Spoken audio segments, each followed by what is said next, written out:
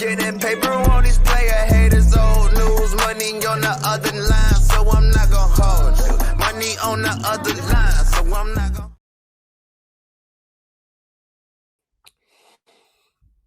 Ladies and gentlemen, welcome back to yet another edition of I'm Not Gonna Hold You. It is Friday, September 8th, 2023, man. It is your guy, Scott, and we are back for I'm Not Gonna Hold You. Y'all know to follow me on Twitter and Instagram at BarberChairScott.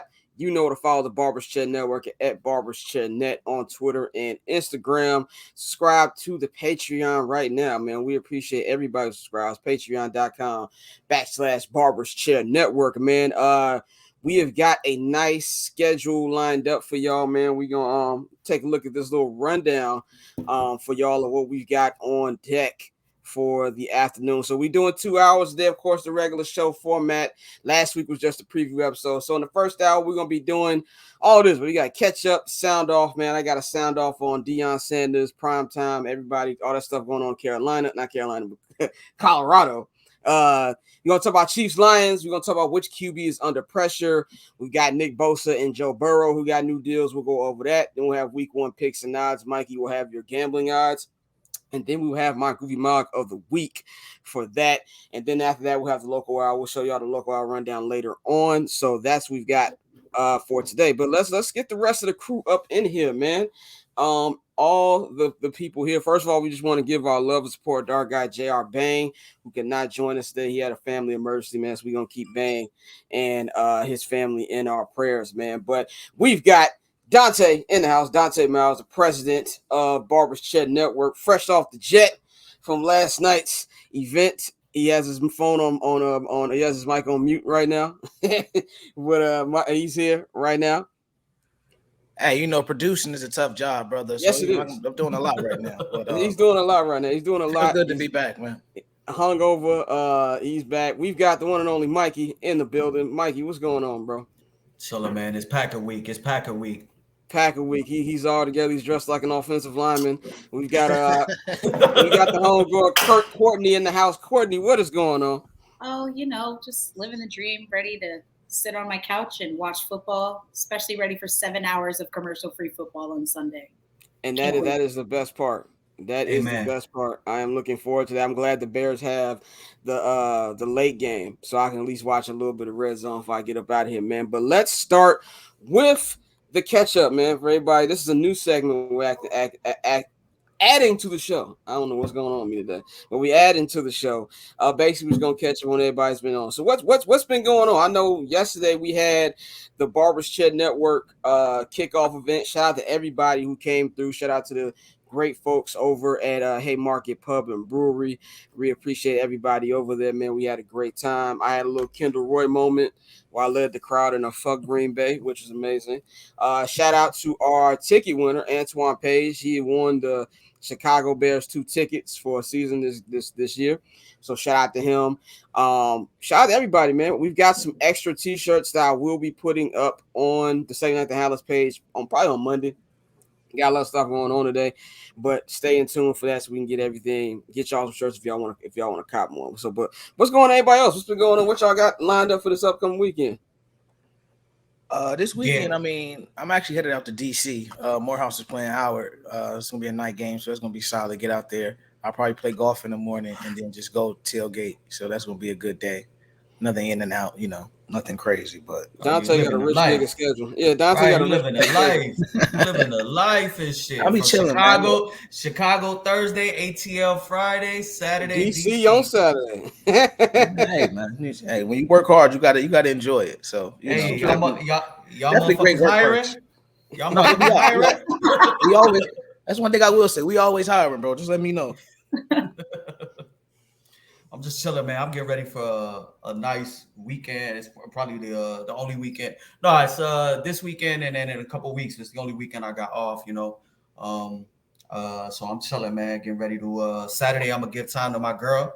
Saturday, she gets she gets all my love and attention. We're gonna do whatever she wants, sushi, shopping, whatever. Sunday, she gotta. You gonna be like the T.I. You can do whatever you like video? Yes. Sunday, get the fuck out. I'm single.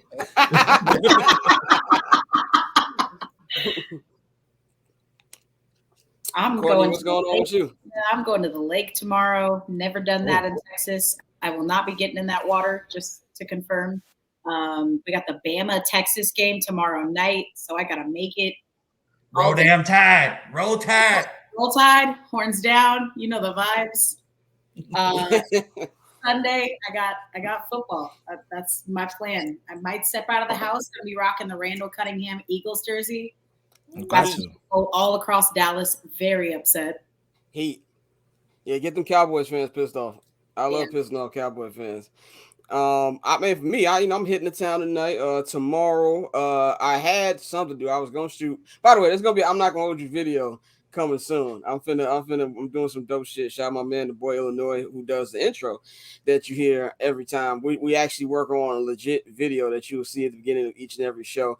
So we were gonna shoot that yesterday. We're gonna do it next Saturday because my brother he wanted a specific camera to use, and I don't get in the way of directors when they want certain equipment to use. So I'm like, all right, cool, so we'll wait to do that next week. And then Sunday is Bears Packers, man. Of course, it's first game of the season, so it's an all day thing. So I will be at Soldier Field from like noon to about probably 8 p.m.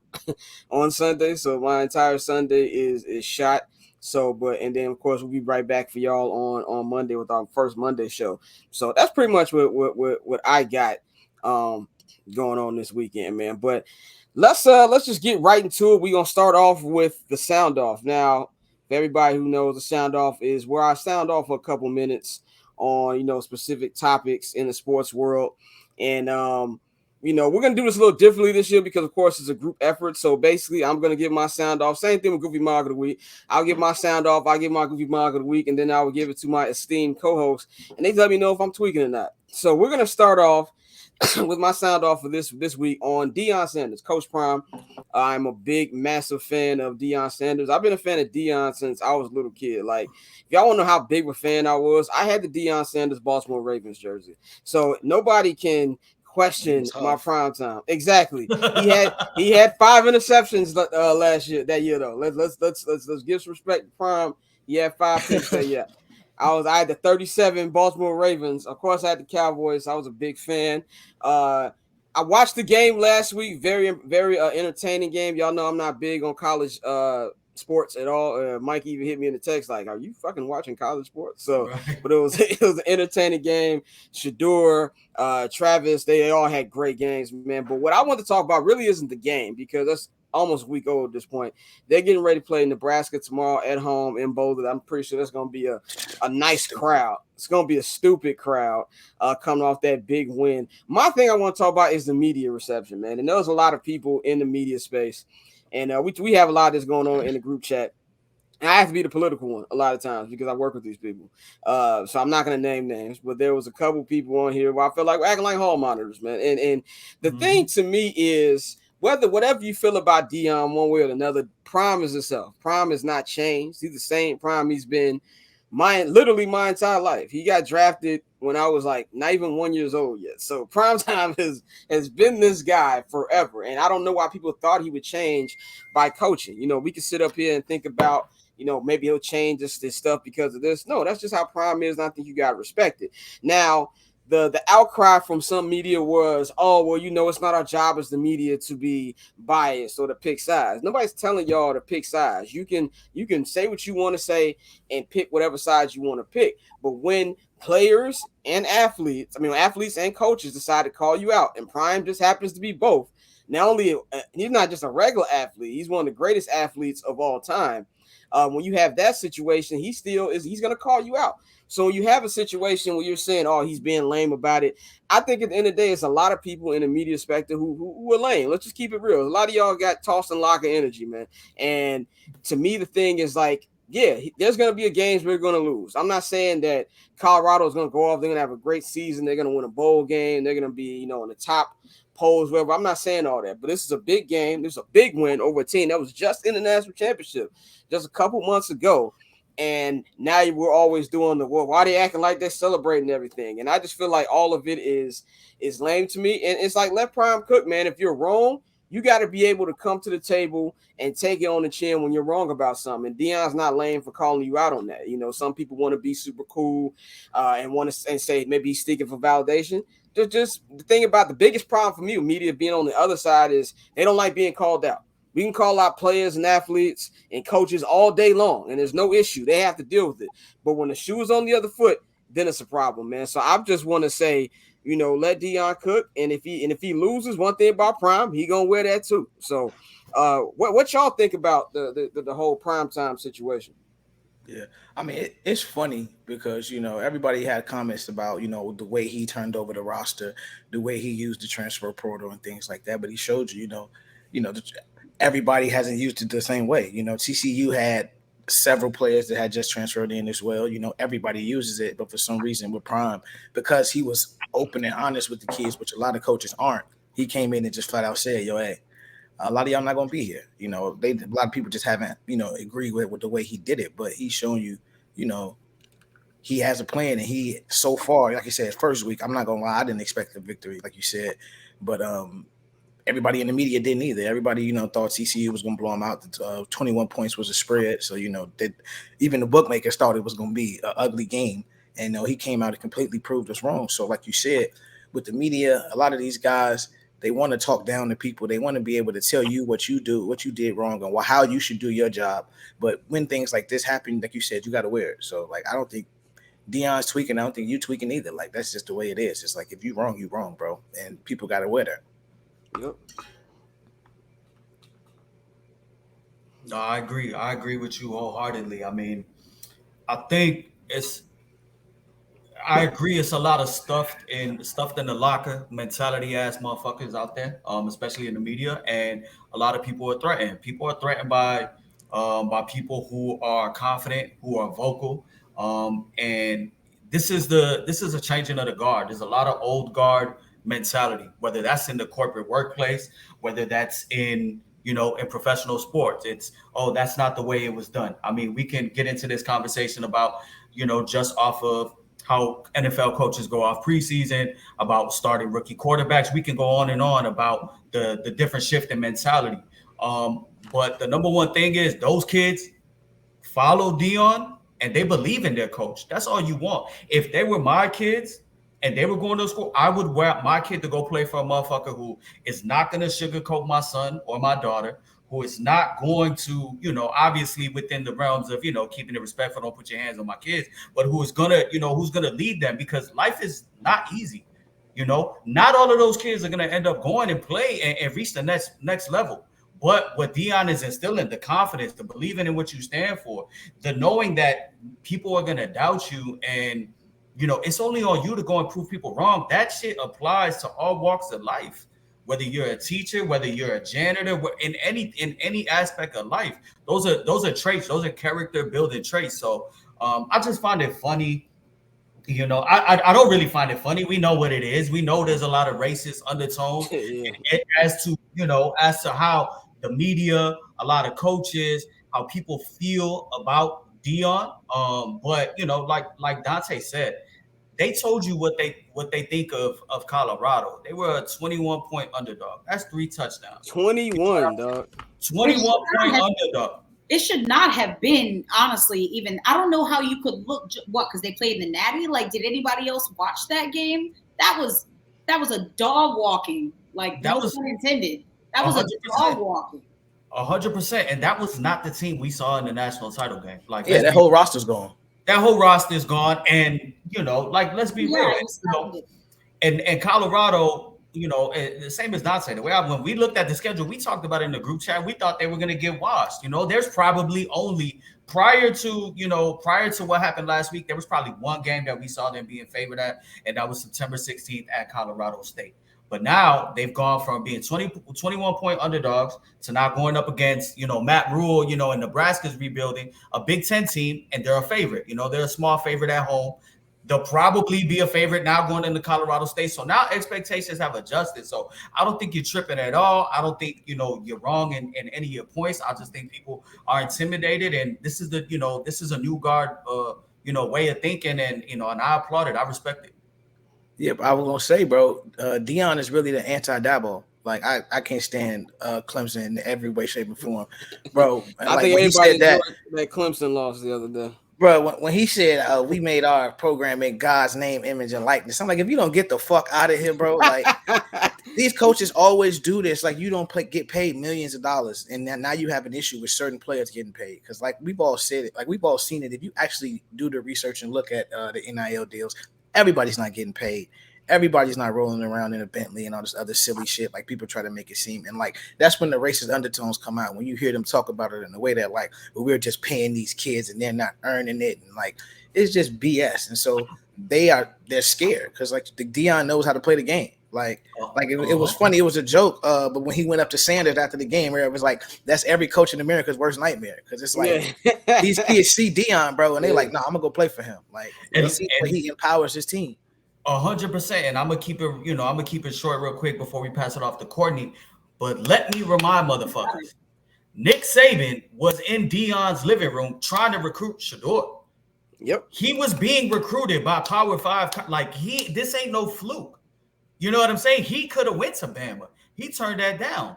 So don't be shocked if you continue to see success on Saturday, coming out of Boulder from Shador, and it's only gonna elevate more. So I think it's exciting. I think it's good for college football. I think it's good for college sports. Honestly, there's nothing else that I can truly add that isn't. We're completely aligned. It's good for the sport. He's good for the sport. More eyes on the game. What I thought I saw something about how there's like 3 times as many bets on the Colorado-Nebraska game than any remaining regular season NFL and college football game. Like that's crazy. And overall, if we're all fans of the sport, we want this. We encourage it for better or for worse. It's great for the game. Definitely, I definitely agree with that one, man. And mad love to Deion, man. That's gonna be the only team I'm watching this year because I don't really bang with college. That and Caleb Williams. I'm locked into USC football. I'm 100% watching. Yeah. By the way, I call cap on him sitting out. By the way, yeah, I don't buy that. He has the power to do that, but I don't believe he will. But that's gonna be the people I'm watching. I will shout out my man B-Dot in the chat room. We see y'all about to ruin my Sunday. No, we'll ruin your Sunday in the local hour, nigga, when we get to them Packers. bro. Before we go from Caleb, I'll say this: if there's any school that could put an NIL package to keep him there, it's USC. It's USC, 100%. Did you see him in the Wendy's commercial? Yeah, like they can keep him there. If he's like no, I'm not going to Arizona. Like he could really be on some Magic Johnson shit. Yeah, he really could, man. But let's get into the first topic of the day, man. We were talking about last week. We were getting y'all ready for the preview of everything on the NFL. We had our first game last night at Kansas City Arrowhead Stadium. Unfortunately, the Detroit Lions came out on top. Detroit Lions are now 1-0. They won 21-20 in a very competitive game. Jared Goff went 25 of 35, 253 yards passing. He had 1 touchdown. David Montgomery, who my auntie loves because my auntie is from the west side of Chicago, but she's lived in Detroit for like 20 years, so she's like a fake Lion fan now. She called me last night cutting a promo. And she kept saying, "Thank you for David Montgomery." And I was like, this is a typical Demo game. Like, he really wasn't flashy, but he made a big touchdown. But Demo had 21 carries, 74 yards, the game-winning touchdown. Rookie Jahmyr Gibbs had 7 carries, 42 yards. Wide receivers Josh Reynolds and the good St. Brown, as me and Bang like to call him, the right St. Brown. Amon-Ra St. Brown had a combined 151 yards receiving and a touchdown. Now, on the Chiefs side, Mr. Patrick Mahomes, Baby Goat, as I like to call him, he had 21 of 39, 226 yards passing, 2 touchdowns, and an interception, which was a pick 6. A big moment in that game that got him back in there.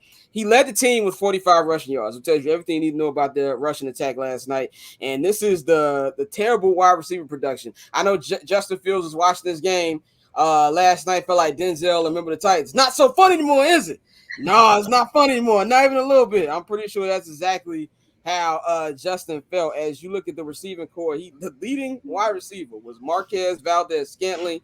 He had 2 receptions with 40 yards, and most of that came on a 3rd and 17 in the third quarter. And, of course, the guy who deleted his Twitter account today, Kadarius Toney, he had 1 reception, 1 negative yard. He dropped a big pass, which pretty much probably would have won the game. They're basically in field goal range. after that 4th down turnover, which I loved by Man Campbell. I hate that I like Dan Campbell as much as I do. I was listening to his interview with Rich Eisen. I was like, this nigga just loves football, though. Like, if he wasn't coach of the Lions, I would love him, man. But so far the Chiefs are on one. The funniest thing to me, obviously, was seeing Chris Jones in the press box with his 2 Sopranos-looking lawyers. I mean, agents. And then we had Travis Kelce with the racist mustache. He did not play. Hyperextended knee. They don't think he'll be serious. But he was definitely missed. So I'm gonna give this to Courtney first. Courtney, what did you think about the game last night? First thing, I really liked that fake punt. I thought that that was a lot of moxie. I'm like, okay, he is not messing around in Arrowhead. First game of the season. It's a bold move. Big fan. Other than that, I mean, Jared Goff didn't throw a pick. I mean, big highlight. I was a little shocked there, but I guess it's a testament to how not great the Chiefs defense is. That Chris Jones I think it's kind of weird that they let those dudes into the stadium. I was having this conversation with someone last night. Like, you're a member of the organization, but like you're not playing. So like, right, yeah. Why are you here? Like, I guess it would be bad to bar them from entering because then they can craft the narrative that like, oh, you know, we're being held out. Yeah. Like I get it, but like that was super awkward and being sandwiched right in between. I think it was more just a little bit show of respect for the fact that, you know, like that was their banner night, you know, like we're not gonna keep that from you, you know what I'm saying? It's like a scorn, you know, baby mama or baby daddy keeping a kid from a graduation. Right. Do you think he'll be at the next game? If he's still holding out, do you think he'll be at the next game? 100% not. No. I don't think so. Yeah, I think no. I think that just approved. I think they just did it for that opening night for the banner. You know, he was a part of the championship team. Clearly, he wants to be there, but he wants to get paid. Also, prove you niggas need me. Yeah. Speaking, I don't think the defense played too bad last night. Yeah. They gave up 14 points. Points. Like, we being real, they gave up 14 points. And there's another dude, I cannot pronounce his name on that defensive line that they were missing as well. It's the 2 best players. So, Yeah, I mean, Mahomes was spreading the ball around a lot. Like, that's cool. But I think we all have kind of made the joke that, like, oh, he could throw the ball, you know, to my 7-year-old little sister, you know, and be successful. And I think we're kind of realizing that Travis Kelce and maybe Tyreek Hill were a lot more pivotal to this offense than maybe we originally thought. Maybe not necessarily Tyreek Hill, just because he obviously wasn't on the team last year. But, like, he needs Travis Kelce, and that should show a lot of teams moving forward. Defenses, especially defense planning, like, you know where he's going to throw the ball. Like, you know where the ball is going. It's not going to anybody else. So, yeah, they got to do something. They might be in a little bit of trouble. I don't think Kadarius Toney's going to have games like that every week, but nah, I'm a little concerned. Last night was definitely, you know, 2 of my favorite agendas in football. One, you know, Matt Patricia was a fucking bum. And, you know, shout out to Dan Campbell. Like, anytime I could slander that man, you know, for having a pencil and a laminated play sheet, I will do that. And the other one, Matt Nagy is still a terrible play caller. Like, the Kansas City Chiefs are going to miss Eric Bieniemy. And I want to see how much that plays out this season. We all, when they ran that dumbass jet sweep, we knew who called that play. Like, yes. it wasn't a doubt in our mind who called that play. And so I want to see how that affects them throughout the year. And like you said, they're not having receivers. It's kind of like, I think in Kansas City, and like this happens a lot when you have a great quarterback, the wide receivers get treated the way running backs get treated. It's like, as long as I got somebody serviceable that can go in there, then we solid. But, you know, you saw how much they really missed Travis Kelce, who was he's really like their wide receiver 1. You know, he's a tight end, but he's his primary target. That's his guy. So you saw that was definitely, you know, glaring. But I really want to see how Matt Nagy adjusts to being the play caller again, because he is terrible. And so I want to see, with this talent, what is he gonna do? No, I agree. I don't think yesterday we learned anything.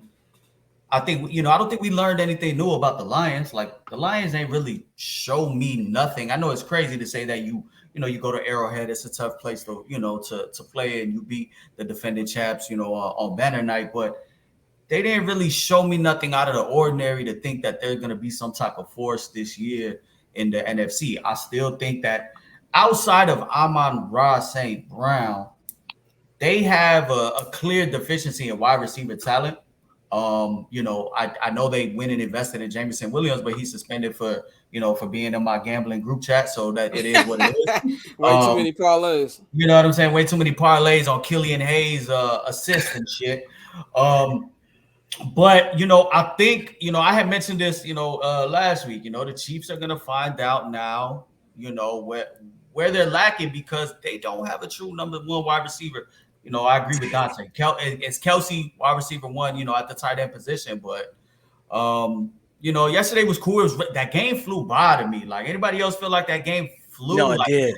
I just looked up and it was like 3 minutes in the first half. And I'm like, what the fuck? We were intoxicated, so yeah. That's what. Oh, yeah. I was just laying on the couch. And I'm like, what the fuck? Like, this is already like, there's 3 minutes left. So I think it was a sloppy game. There was obviously plays to be made by the Chiefs. I full disclaimer, I bet them live -1.5. And realistically, they were in position to go ahead and kick the game-winning field goal if they wanted to. But the Kadarius Toney got hands like my grandma, and that's what it is. So it was cool. It was cool. I don't really take nothing away from it, but we'll see if Kelsey doesn't play next week. Then it's gonna be something to monitor on, with the Chiefs going forward. Do we know who the Chiefs play next week?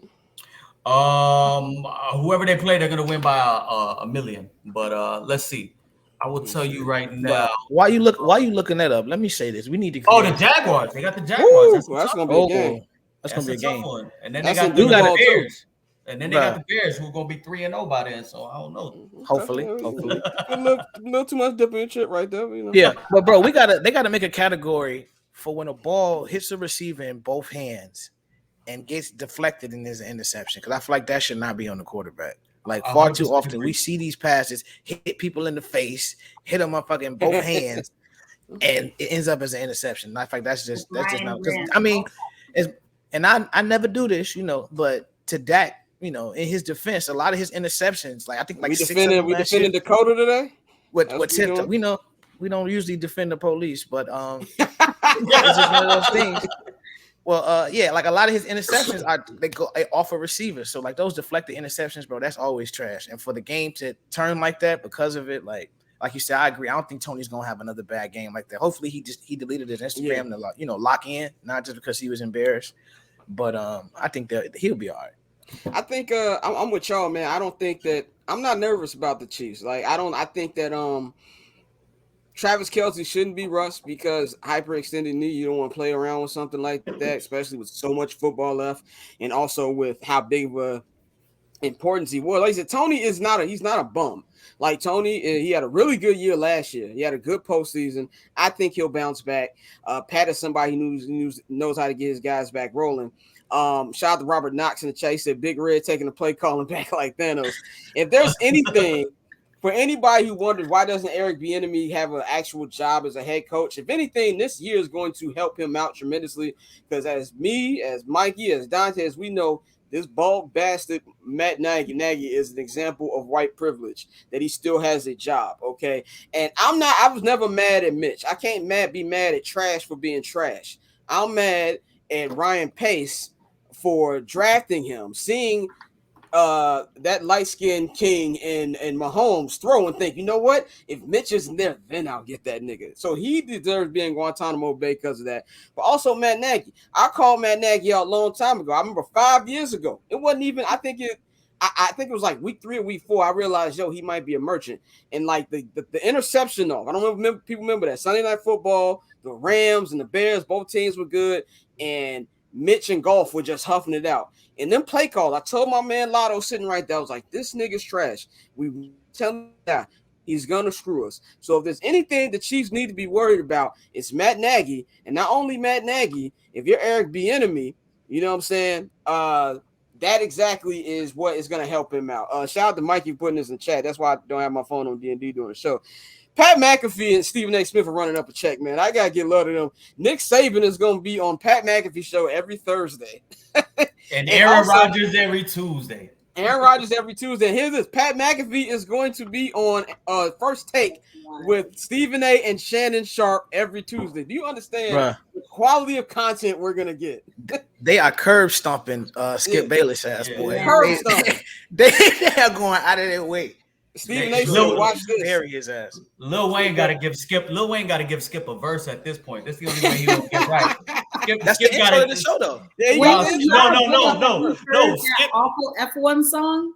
No, Skip needs to be on the next album. That's it. He's done. He's done in the streets. No shrimp, no rice, no champagne at Fox Sports 1. No, nothing. I'm going to say this before we move on to our next topic. Also, I agree with you, Mike. I didn't, and this is not a hater comment. I know it's going to come off as a hater comment because I'm a Bears fan. I didn't learn anything from Detroit last. You were supposed to win that game. If you got him throwing to, El Pollo Loco workers, if you've got, the defense missing that, you have to win that game. So I think it's a game where it's unfair in sports, but when you win a game that you're supposed to win, nobody really gives you credit for it. Now, I will say this is a good start for Detroit because next week they get to go to Atlanta and play, or I don't know if it's in Atlanta or in Detroit, but they're playing against Desmond Ridder, and it's at the crib in Ford Field, which is actually one of my favorite. I hate to say it, one of my favorite stadiums in football. Like it gets loud in Detroit. It gets loud in Detroit. Yeah, it's gonna be dope out there. I think they can go 2-0, man. So we're gonna see how that goes. Let's go on to our next topic, man. This is a quick one. I want to talk about vet quarterbacks who are under the most pressure. Dante, who you think the heat is on the most coming into this season? I got two. It's Aaron Rodgers and Dak Prescott. I think with Aaron Rodgers, you handpicked where you want to go. You know what that franchise is going through and how long it's been since they won a Super Bowl. And it's like you can be the guy, on Broadway to make that happen. So I think you selected that place. So I think the pressure's on Aaron Rodgers. Not saying I think Shannon Sharp made a good point when he was like, it all depends on how long he wants to play. Like if this is his last year or it ain't going to be his last year because he deferred all his money. We know that. But he has to win a Super Bowl. So I think right now, every year going into it, the pressure is going to be on Aaron Rodgers to make that happen because everything we said about the Jets is their quarterback away. And now you have one of the best to ever do it. So it's like, what are we doing here? And I think with Dak, like I said, I call him Dak Cousins. He has been extremely mediocre and gets everybody not in the the NFC East.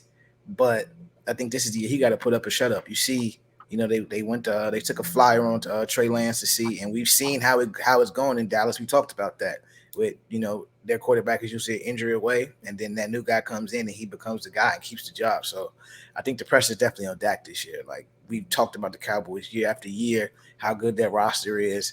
And so now what is he going to do? He has to win. I want to say he has to at least get to the NFC Championship game, but I think he has to at least win one playoff game, like flat out. I agree with that. I'm gonna go with Mr. Unlimited himself, Mr. Russell Wilson, because if Sean Payton can't get it out you, then it just might just be over. And I never thought that we talk about players playing themselves out of the Hall of Fame. This nigga might actually be playing himself out of the Hall of Fame. He's only putting up points on Sierra right now. That's the only thing he's doing. Like the nigga pops out a baby every fucking 5 months. So like outside of that. There's no explosive offense. Yeah, there's no explosive offense coming from Pauls, by the way. Yeah, there's no explosive offense coming from Russell Wilson outside of that. Pauls again. Okay. I think it's him. If Sean Payton can't do it, nobody can. And I think that if as a Bears fan, I'm very happy that the Bears didn't trade them picks for him right now. But he's got to get together, man, because if this is it, it's over. And I think they're going to try to look to see what they can do to maybe get a younger quarterback. They're not going to be bad enough to be in the Caleb Williams. Maybe they can find a way if Shedeur goes real hard. They're going to have to come up with a backup plan to be able to get back in this because I think he has the most pressure, man. So I'm going to go with Russell Wilson.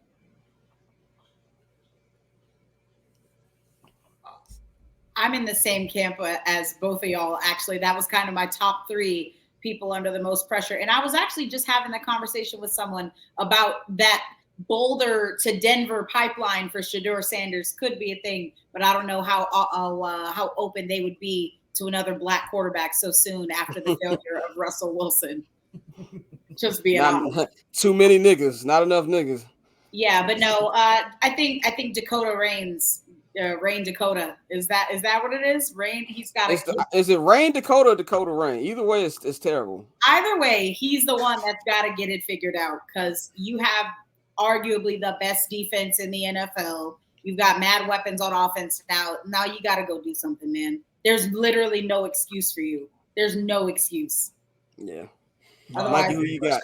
Move on. I agree. It was between it's between both of them, Dak and Russell Wilson. But I'll go a little outside the box. Let's go to that man up in Buffalo, Josh Allen. Like kind of how we were saying last week. I think there's a lot of I don't think they're putting enough pressure on the Bills because this is a ready-made team, ready to win. I mean, they've made improvements every year that he's been there. They've made it to the playoffs, but they haven't gotten over that hump. So the division is tougher. In no way means shape or form do I think his job is on the line, but there's pressure. If the Bills do not make any noise in their division this year, I think right now they probably are still favorites to win their division.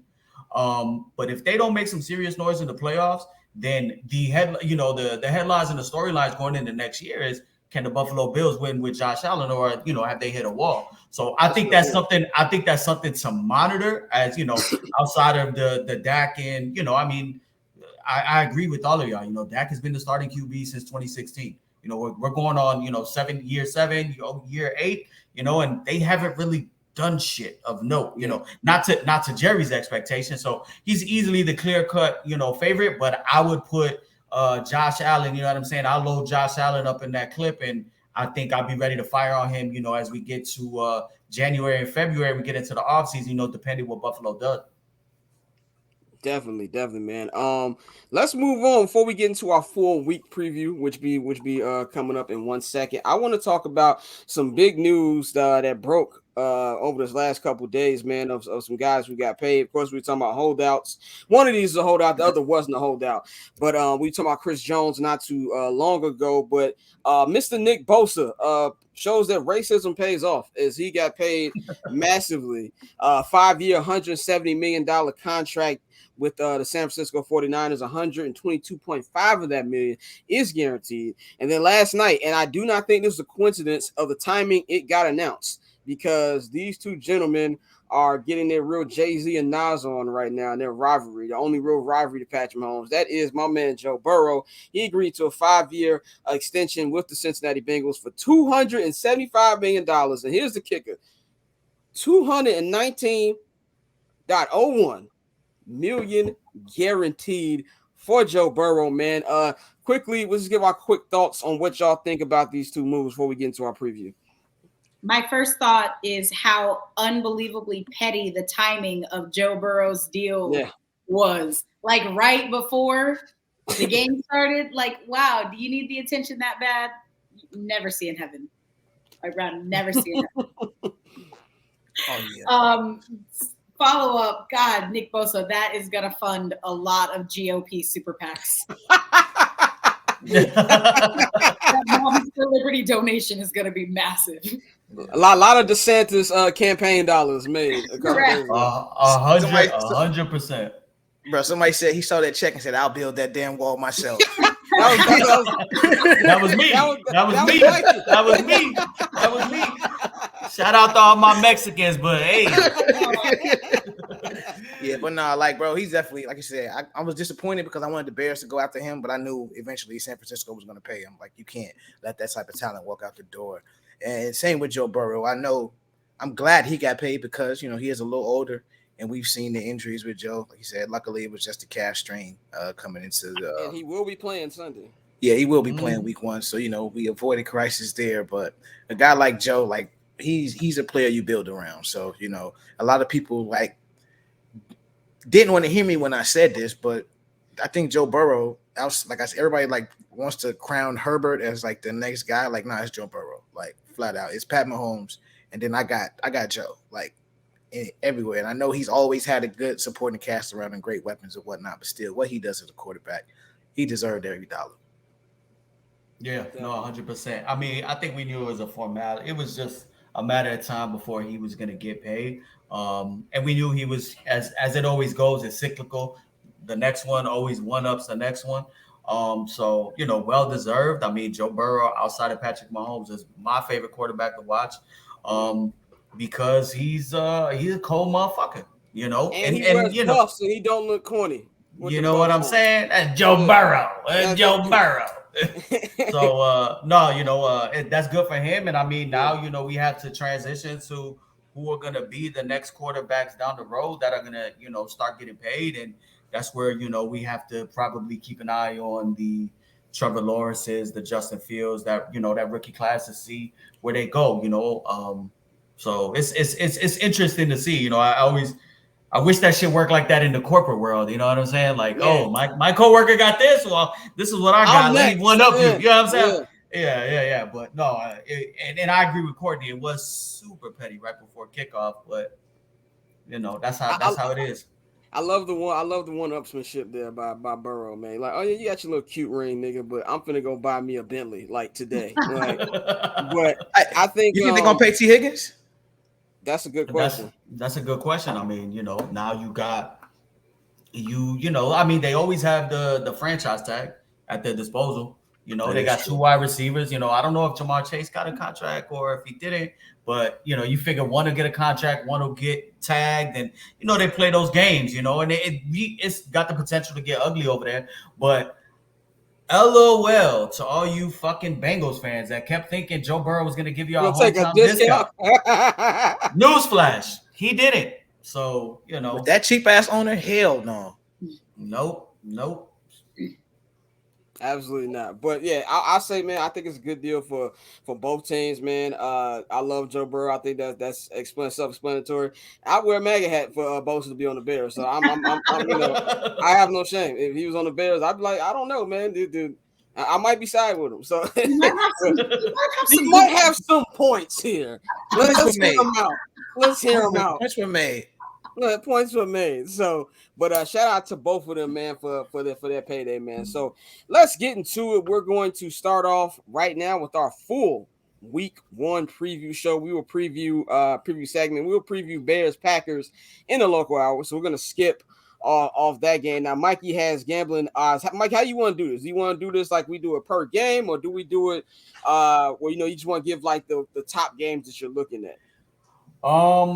We could go per game and give our predictions, and then I'll let you know if I got some action on that one. There's a few games that I got. I got a parlay for everybody because I know everybody loves parlays. I got a prop bet for everybody because I know, throw that in your parlay or take a single. And I got 2 single bets that I like, for teams outright. So we can go into the prediction, and towards the end I'll give a rundown of it, and we'll also post it on Twitter too. Okay, cool, perfect. So let's start off with the first game I got laid out here, man. We got in Baltimore. We got the Baltimore Ravens, Lamar Jackson, the new look Ravens. Now, Odell Beckham is listed as questionable for the game. He messed up his hamstring in practice, which tells you Odell's fully back when he's listed questionable. And they'll be going up against C.J. Stroud in his first NFL game and the Houston Texans. I'm going to go with this one. I'm going to go Ravens, man. I think it's going to be an easy win for them. I think the Ravens are going to be a team that a lot of people are going to enjoy watching. I think this is going to be a very competitive division in the AFC North. I'm really excited to see Zay Flowers. I think he's one of the guys that I was looking at in the draft. If the Bears had an opportunity to get him, he's been a guy I've liked. But I just feel like this is going to be a very bad season for the Texans. I don't think that I can't even name a wide receiver on them. I don't really know how well D'Amico Ryan is going to do as a first-time head coach. So it's a lot of question marks, man. I think they're going to start the game off with a thrashing in this one. So I'm going to go with Baltimore. Yeah, I agree. I got Baltimore. Although I am higher on the Texans than you are, I think C.J. Stroud is going to be really good, and I think he's going to show some flashes year 1. May not be week 1, but I think he's definitely going to be solid this year. I know I forgot his name, so I'm not going to say that. But as a wide receiver, they drafted him from Houston. He's a rookie. Tank Dell. Yeah, Tank Dell. Yeah. C.J. Stroud, requested that they draft him, and they went ahead and did that. And so I think the Texans are going to be solid, but I think week 1, I definitely got the Ravens. I think Lamar's going to they're going to throw it. He's going to put on the show. Same. I'm going to put a little bit more respect on the Texans as well. Dameon Pierce, I think he's going to get a lot of reps. I like him to have a good season. Also, I think CJ Stroud's going to have to lean on Dalton Schultz, who's new down there from Dallas. I kind of like that veteran presence there for him. So I do think Baltimore's going to win, and I don't think it's going to be close. But I got to give the Texans their props because I think they're going to try their best. I agree with y'all. So that is one of my plays. It's in the parlay. So the Ravens are favored by 9.5 points. I think they win by 17 or more. This game is perfectly set up for Lamar Jackson and the new look, offensive side of the ball for the Ravens to show up and show out. The Texans will be missing their starting safety, Jimmy Ward. And, for everybody who knows football, Jimmy Ward was a key contributor for the Niners and DeMeco Ryans at safety these last couple years. It's rookie quarterbacks on the road in their first start. That's tough. Baltimore is going to be a very tough place to play. And the Texans will be down 3 of their 5 starting offensive linemen, including their, newly signed, right tackle and Titus Howard. So I think this game is going to get ugly. I'm going to ride with the Ravens. And, that is one of my plays, the Ravens minus 9.5. Okay, cool.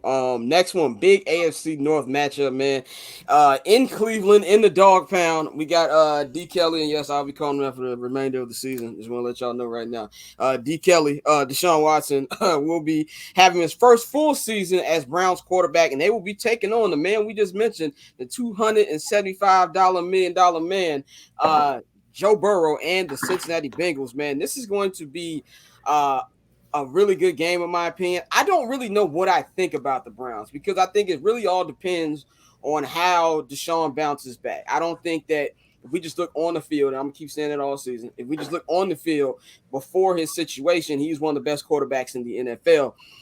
And his only problem was being sacked all that many times. So if he can get that back, I think they're going to be a good team and they're going to be up in it. But in this one, I'm going with the Bengals, man. I feel like the Bengals we brought up the Bills earlier, Mikey, about them kind of being make or break. With now the contract from Burrow, the clock is speeding up now because we all know that everybody in this core is not going to be coming back.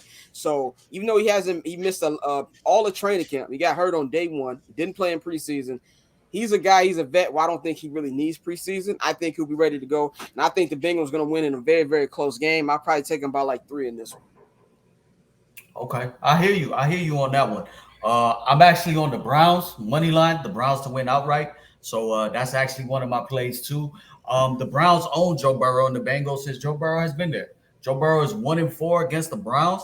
In 4 out of 5 games that he has played against the Cleveland Browns, he has been sacked more than 4 times. They just clearly have his number. And I'm excited to see what the Browns look like now. That kind of, not that he was a distraction, but Kareem Hunt is gone, and this is solely going to be Nick Chubb's backfield. So I feel like they have a little bit more clarity on how they're going to go with the running game. Deshaun Watson was a top 5 talent, before everything, went down, like you said, Scott. So I think this is going to be a big bounce back year for him. They add Elijah Moore. You got Amari Cooper. You got a full off season with Amari Cooper and Deshaun Watson to build that rapport. They're playing at home. And like I said, they have a great, track record against the Cleveland Browns. Against the Cincinnati Bengals. So I like the Cleveland Browns to win this game outright. That is one of my plays. I just think there's still some uncertainty with, Joe Burrow's calf. This is, obviously he's going to be out there for the first time all season. He hasn't stepped, on the field, as far as in the preseason game. So I'm riding with the Browns in this one. Yeah, in the battle of 2 of the most mediocre cities in the Midwest, I might have to go with Cincinnati, man. I think Joe Burrow comes out, like I know you say he's 1-4 against them so far in his career, but I think they're gonna come out on Sunday and really light it up. So I got Cincinnati. I'm with you. Also, I can't actively put my interest behind that nasty man. So Cincinnati, it is. That's a tough one. Yeah, that's all I got. Yeah. Couldn't even be playing football anymore, in my opinion. We're gonna go to the next game. This one is a skip game to me. Vikings open up their season at the crib against Baker Mayfield and the Tampa Bay Buccaneers. I think Baker Mayfield is god awful. I don't really have like anything else to say about him. I think the Vikings will run up a check on these niggas on Sunday, which Bears need to win because I think all teams have a chance to be 1-0 in the NFC North. So I'm gonna go with the Vikings in this one. Is the game? Where's the game at? It's in Minnesota. It's in Minnesota. Yeah. If it's in Minnesota, I like Kirk Cousins. Like, it's crazy. Like, but that show quarterback, it found me saying, you know what? Like, I think he's a dickhead, but Kirk Cousins is not that bad of a guy. Like, it's that quarterback show on Netflix that really. It did a really good show. Like, I watched it and I was like, you know what? Like, I don't dislike this guy. You know? Nah. Personally victimized by Kirk Cousins. He tucks his kids in the bed. He reads some Bible verses. Like, yo, this nigga's not bad. To be that rich and he's driving like a Ford Excursion or some shit. I'm like, hey, listen, man. He's got millions, hundreds of millions of dollars, and he dresses like my abuelo. Rest in peace. I respect the man. I respect him. Yeah. Like when he had like the cribs he had and all that. But no, anyway, I got Kirk Cousins and the Vikings. I think the Vikings will take care of business at home. Yeah, I'm gonna ride with the Vikings. It's a fishy line though. They're only favored by 5.5. You know what I'm saying? And they're at home, so it's a little fishy. Things that make you wonder, especially they're at home. Yeah. Things that make you wonder. I mean, the Bucs defense still with Vita Vea, and they might be tough. But I still got the Vikings at the end of the day. Baker's just terrible, like Scott said, bro. Like he's just bad. I feel bad for Mike Evans.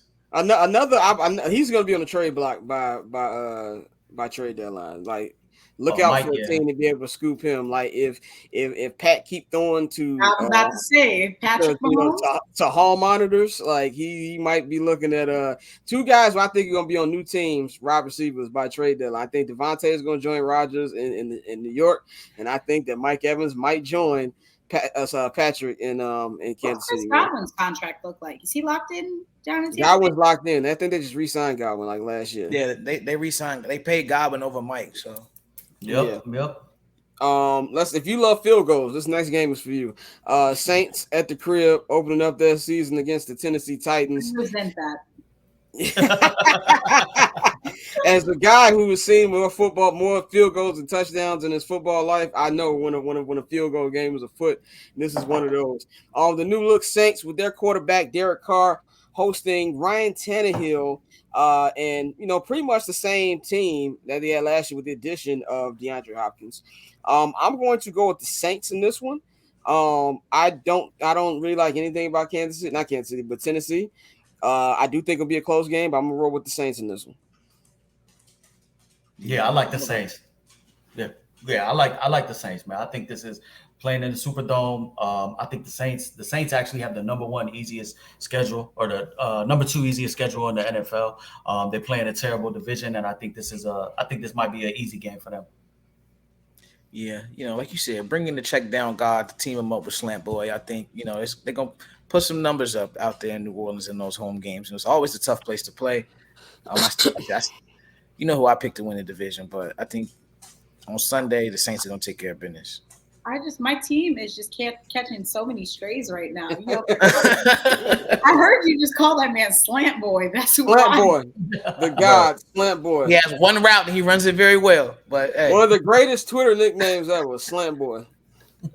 Yeah, I got my Saints to do what they need to do. Of course, I'm a little biased, but I mean, Tennessee does not instill any sort of fear into me, especially first game of the season in the Superdome. It's Saints by 10 points. By 10 points.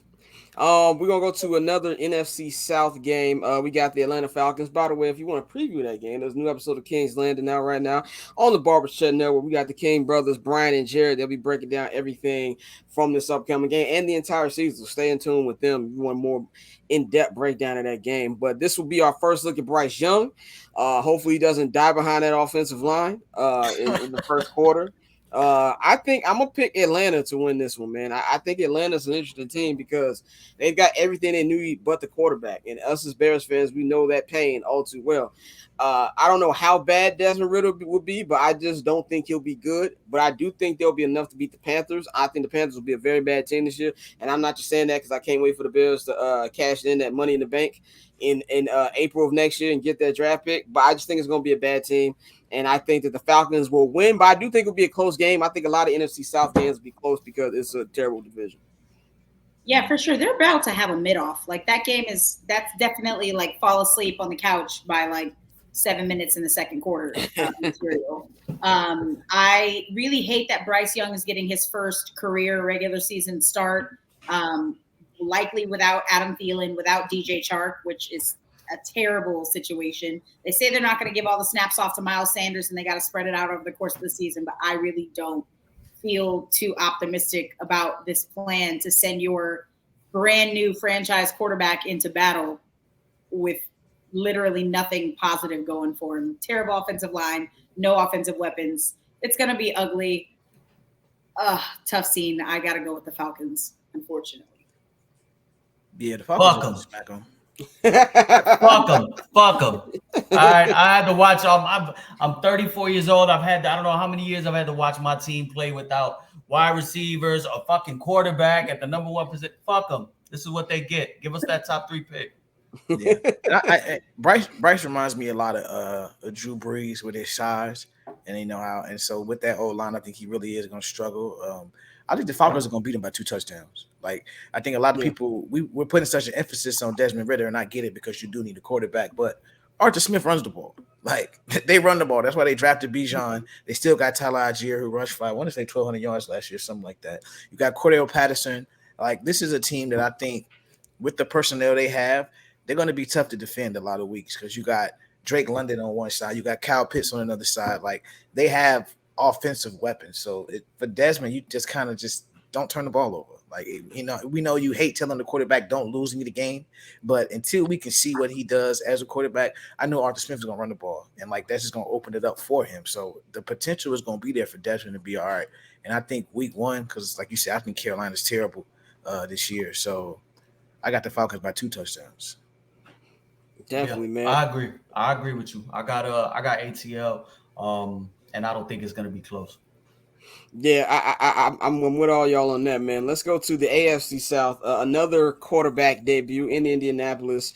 Anthony Richardson, the Indianapolis Colts, will be hosting the defending AFC South champions, Jacksonville Jaguars. Trevor Lawrence, them boys. This is going to be a blowout, ladies and gentlemen. This is going to be a blowout. If you are in Indianapolis, you plan your trip to the mall and Sizzler by the end of the first quarter, because this one's going to be a wrap.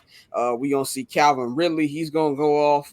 I think that defense is going to eat. I think Anthony Richardson is going to throw a couple picks. I really do. I think it's going to be a big, big win for the Jaguars. Man. I'm going to Jags. Yeah, bro. Everything you hear makes you want to root for Anthony Richardson, and I hope he's, ends up okay. But they're gonna get smoked. I'm really high on the Jaguars this year. I think Calvin Ridley is going to come back and show you like he's one of the best receivers in the league. Like I think route running wise, he might be the best. Like there's not too many out there better than him. I know Bear fans, we were hoping his brother. You know how everybody tell you the little brother's better than the little brother be terrible. Like I feel like Chicago, we had to do that like 4 times. Like him, the Teague brothers, like it was a lot. But I think Ridley's going to really show out this year, and I got the Jags. Yeah, I agree. I got the Jags. The Jags are -4.5. They're in the parlay of the week, so I'll give that out later, the full parlay. But I got the Jags money line. I do think Anthony Richardson could pose some problems for Doug Peterson's defense. If they use him on the outside, kind of use some of his legs. He is he is mobile, and he's big as shit. So I think the Jags have the potential, and I can't find the odds. I had it here, and I'll find it. But I believe the Jags have the potential to have the best record overall in the NFL this season. They play in one of the worst divisions outside of, both South divisions are terrible. And I think they will go undefeated in their division this year. So I think the Jags get off to a nice hot start. And this is supposed to be a big year for Trevor Lawrence, and they won a playoff game last year, so let's see how they bounce back against they a divisional opponent that they should beat. Scott, you're on muted. mute, G. You're on mute. My fault. I pulled a rookie move. Let's move on to the next game. Steelers, Niners. For this one, man, I think this is the Steelers, an interesting team as well. I don't trust Kenny Pickett because he wears 2 gloves, even though I do think he's shown a lot. But they're going up against the San Francisco 49ers, man. Brock Purdy in a full year. We're going to see if he's really good or not. But I think this will be a good game, and I do think the Niners have a good chance to win. But I'm gonna take the upset, man. I'm rolling with Mike Tomlin, and I'm gonna roll with Kenny Pickett, George Pickens. I think they're gonna put up a show. I'm not sold on Purdy. I'm just not. I'm just not whatsoever. And I wish all the bad things on earth happened to Kyle Shanahan because him and John Lynch get away with murder each and every year. So I'm gonna go with the Steelers up in this one. Not only Steelers, I'm gonna go Steelers big. That's my hot take. I'm going Steelers big. How big? By 14. Ooh. Against the 49ers defense? Against the 49ers defense. Wow. I'm going That's for cool. I echo your sentiments. They're in the parlay as well. I love the Steelers this week. I love home dogs. That's the thing that you'll see this weekend. I love home underdogs this weekend. There's a lot of unknowns with the 49ers this year going into this season. A lot of injuries. You got Javon Kinlaw injured. Joey Bosa's coming back. He's an animal, and he's worth every dollar he got. But is he ready, to play 70 snaps? You got they're missing some people out in the I forgot, the baby Troy Polamalu looking motherfucker that be running around with his hair all crazy. They're missing him. And Brock Purdy's coming off of UCL. I don't remember, my time, many quarterbacks that have, had to have Tommy John surgery. And this is his first start, back in the regular season. So I love the Steelers. I think this is going to be a low scoring game. I think defense is going to remain supreme. The Niners are basically, it's like a 3-point game. I think they're -2.5 on the spread. And you have to take into account for West Coast teams that are flying to play that early game in the East Coast. It's a 1:00 start here on the East Coast. So that's, damn near a 10 a.m. start. That does have an effect on players. So I love the Steelers. I think they're going to run the ball this year. George Pickens is a beast. Athletically, and I'm a big believer in Kenny Pickett this year within, playing within the offense. They're gonna ground and pound you with the 2 running back system they have in Najee Harris and Jalen Samuel, and I like the Steelers as well. Yeah, I got Mike T. At home. I'm big. I'm not as big on Pickett as everybody else, but I do think he will be serviceable in that offense. And so with everything around him, I think coming out, I think they're going to get a dub to start the season off. I see the vision. I think it's going to be 14 points. That's a bold. I'm riding with Omar Epps this week. So you going Steelers too? Yeah. I'm going Steelers too. Okay, bet. This next game. I like 3. By 3? Okay. That's a good one. Yeah. This game screens 14-17, like some shit like that. Yeah. 14-17 energy. I'm gonna go 21-7, but we gonna see how it's gonna roll. This next one is a skip. Commanders Cardinals. I'm going Commanders. I don't think we need any real big breakdown on this one. Commanders. DC. Yeah. Sam Howell have a game. AFC West matchup, Broncos, Raiders. The Raiders are a team that I don't know. It's a mess, which is pretty much what the Raiders have been my entire lifetime. The Raiders. I'm going with the Broncos in this one. It's going to be an ugly game, but I do have the Broncos winning this one over the Raiders. I'm going Raiders, bro. I'm going Raiders. I just don't. Y'all know how I feel about the head coach in Denver. So I mean, I don't like him that much either. But the Raiders, I hate Minnie Hoodie worse. Yeah, Jimmy G back with his boy. Let's see if they can work some magic. So I think week 1, I'm gonna go with the Raiders. I just hope both teams have fun. I mean, I'm a little sad as a Saints fan that my head coach came out of retirement to go coach someone else. That kind of stings a little bit, but to be expected because he's a little slithery snake. Yeah, I mean, Jimmy G, that's my guy. I got to root for the Raiders. That's really all I got. Love Jimmy G.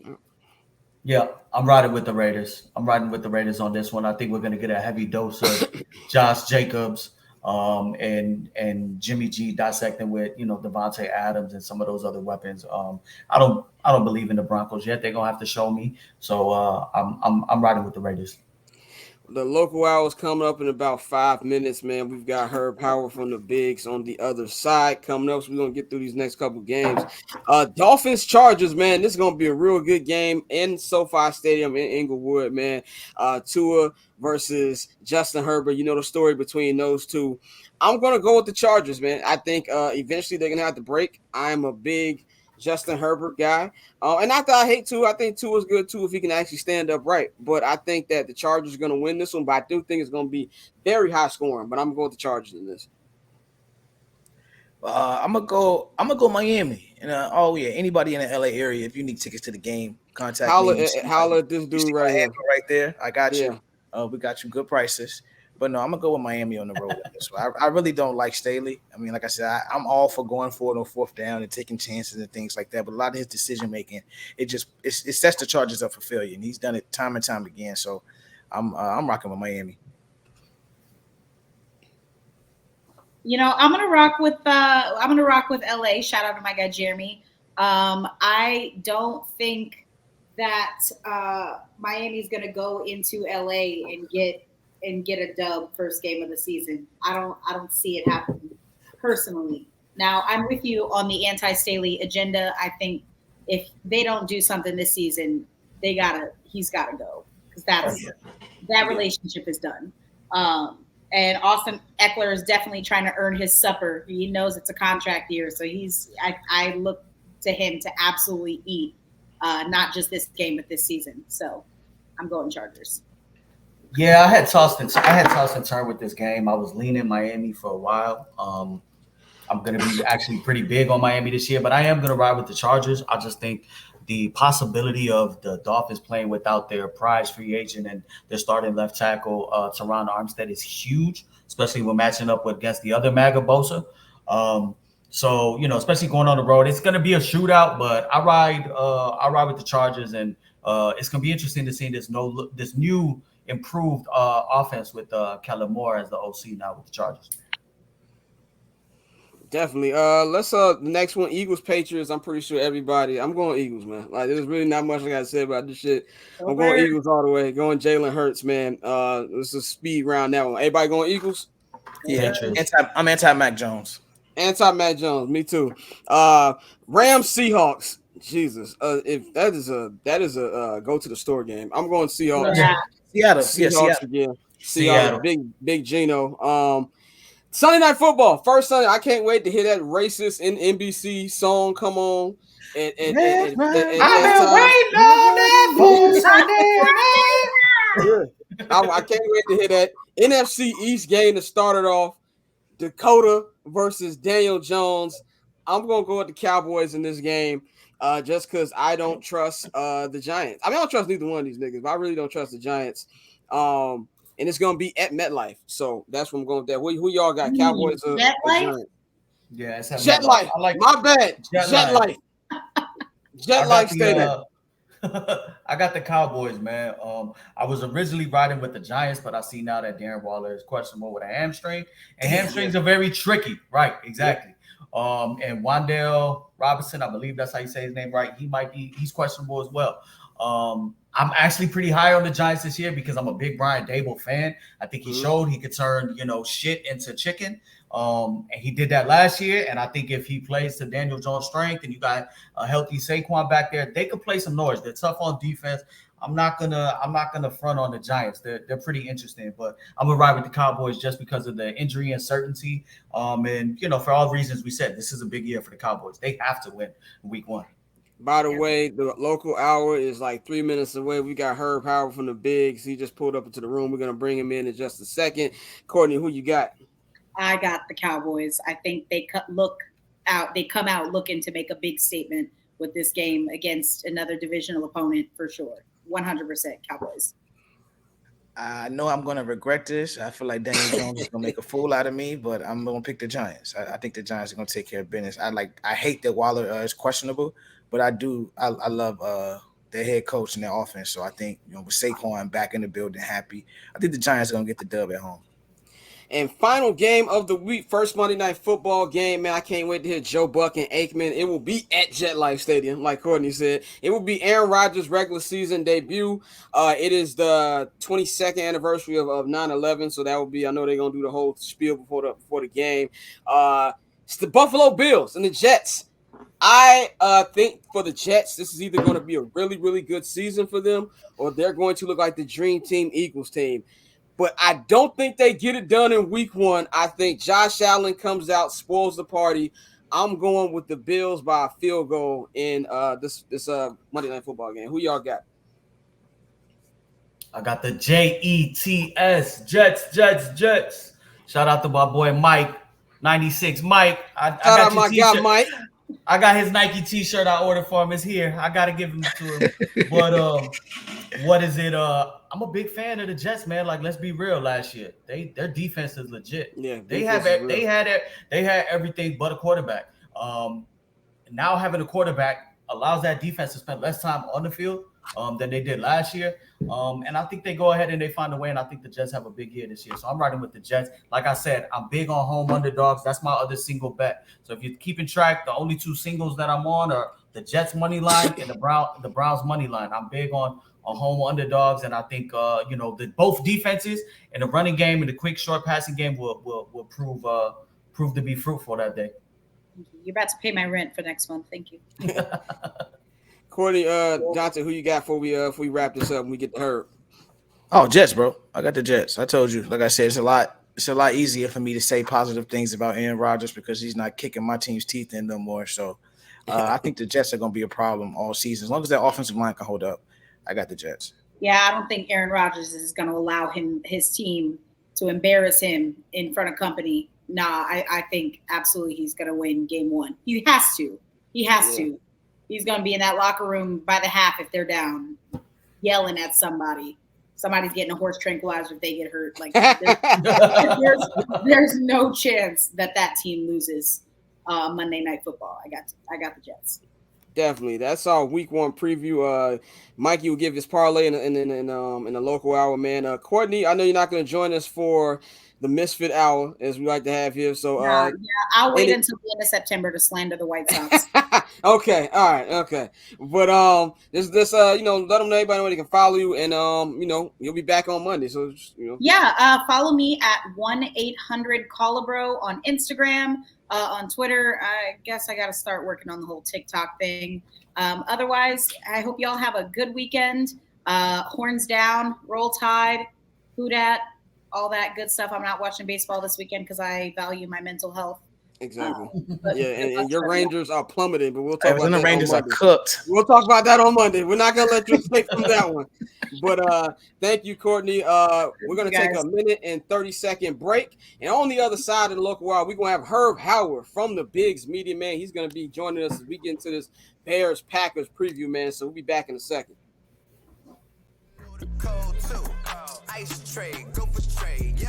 It's your guy Scott. It's your boy Dante. Jared Bang in this thing. It's Courtney. It's your man Mikey. Like, he needs to pull the Russell Wilson. She was a little bit too excited to say fried chicken. It was the heavy eye on it. She said the fried. Coco Jones is right for the date the athlete R&B singer. She needs to either date Ja Morant so Ja Morant can actually be around a woman, or she needs to go with Patrick Mahomes. Since I had this nigga dressing up like he got a bead closet, like I don't know if we need Pat to be doing all that shit. You saying she'll have him dressing like Chase Claypool? There's the running joke on the internet that I do not like black quarterbacks, which is a lie. That's a fact. That was put on this network at least 5 years ago because I said some things about Lamar Jackson, that I stand by. Again, I don't think that it's a make or break year for Justin Fields by any means. Even last year, with like the very little that he had to work with, he was trying to ball out. Those white Bears fans from like fucking I don't know, Elmhurst and shit, they gonna be outside picking it. Hey, I'm telling you, let me tell you, Cap, about this Tyson Badgett. First time, long time. First time, long time. I'll hang up. What do you think?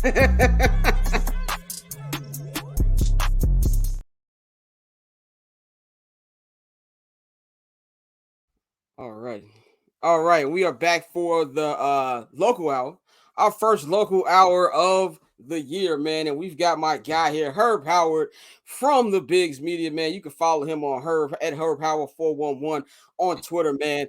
There's a lot of cool people in the Bears beat that I am a fan of, but this guy right here is a really good person. One of the first dudes who I met on the beat when I did that Vegas game a couple years ago. So, Herb, man, welcome to the show. My brother, what's happening, man? Thanks for having me. Glad to be here. Mama, I made it. I'm glad you on here, man. This is I told you about this idea maybe like a couple weeks ago, and I told everybody, man, we're doing it different. I'm not gonna hold you this year. I really just want to make this like kind of like the closest thing you get to a barbershop, but with like niggas is actually knowledgeable though. You know what I'm saying? Not just spewing shit around. You're right. Exactly. That's exactly what I wanted to do, man. So we'll bring Mikey and Dante in later in the interview. They had a couple questions for you, man. But let's start off, man. You have an interview with QB1 dropping soon. You and Justin Fields. I'm looking forward to that. We are officially about 48 hours away from this game. Now, I know the talks we had at camp. How are you feeling about the Bears in this first game? Look, man, I feel okay about the Bears, right? I feel okay. It would have been better if they were able to, stay healthy throughout the course of training camp. The offensive line that they put together, I thought that would have been a good group. They were able to develop some continuity throughout training camp and preseason. I'm talking about going left to right with Braxton Jones, Tevin Jenkins, Cody Whitehair, Nate Davis, and Darnell Wright. Unfortunately, due to injuries, they didn't really get to be on the field that much. And so now they're going into it with a different group. You got Lucas Patrick inserted in there. You moving Cody back over the left guard. And Nate Davis has been mostly out of the lineup the entire summer, whether it's injuries, personal reasons. He missed it yesterday. He was a full participant today.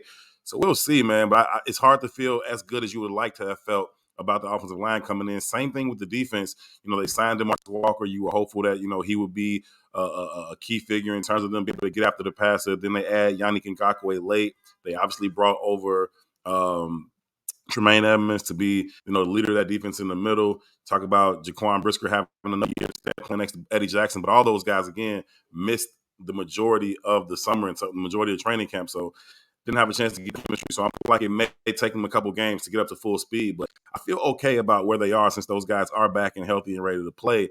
That being said, man, are we ready to get predictions for the game? Or no, we're not going there yet. We gonna get there in a minute. We're gonna get to the predictions when I bring my guys on. But I know when we were talking about I think it was a camp, it was me, you, and Greg Braggs, and we were both saying like we're not picking the Bears until like they actually beat them. But I kind of feel like the main feeling, at least for me, and a lot of Bears fans I see, is a lot of panic, and not really for me personally. I'm cool with it. I think they will win the game, but I feel like it's a lot of PTSD. I feel like a lot of people are not thinking with the football mind, just thinking, oh, it's still the Packers, and not thinking that big bad man is over in in East Rutherford, New Jersey right now. So, what are some actual challenges that you think this current Packer brings that could make things a little dicey for the Bears?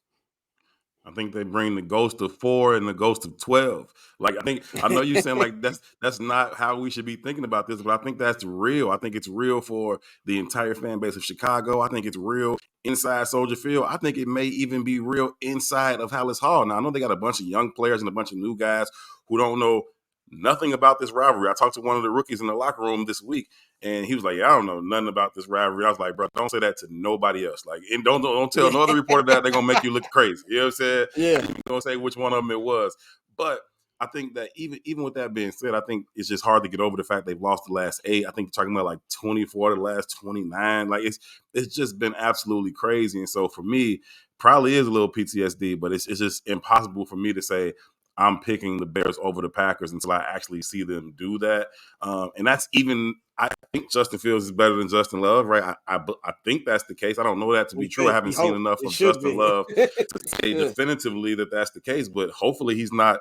Like, can Justin Love at least, Jordan Love, can he at least not be a first ballot Hall of Famer? Like, can he? Right. Can he I personally want to be terrible, but like I can handle him being Dak. Like I can handle him being a second ballot Hall of Famer. Like, go in on your second chance. Like, don't. I don't even want him. I don't want him anywhere near Canton. I want him to be, and on the closest he get to Canton is driving there. Like, I don't want him nowhere near there. My God, it's crazy. Like, they can't run it back again, right? They can't do it again. Lightning don't strike 3 times. That's what I'm telling people. That's what I'm hoping. So. That's what I'm hoping. They got Christian Watson is out, so the Bears got a chance. I ain't gonna front. I wouldn't be surprised if the Bears win. I part of me really thinks that they should win, but even in thinking that they should, I'm not picking them to do it. Yeah, I'm gonna get my predictions in a minute when we bring Mikey and Dante on in a second. But I think like the main story here, and this is what I want to talk to you about, because the Justin Fields thing. Justin Fields is make or break for. I don't think it's make or break for his career, but I do feel like we have to see something. It is year 3, second year in this system. He has weapons now. He's got DJ Moore. Chase Claypool is back.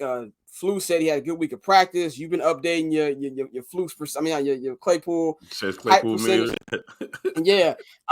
You got him. You've got Darnell Mooney. You got 2 tight ends. I think he has everything he needs. So my fear here is I have to see it. Like, I don't think I'm gonna be fully at peace with it. So I see a full season. That's just as a Bears fan. I've never seen that from a quarterback.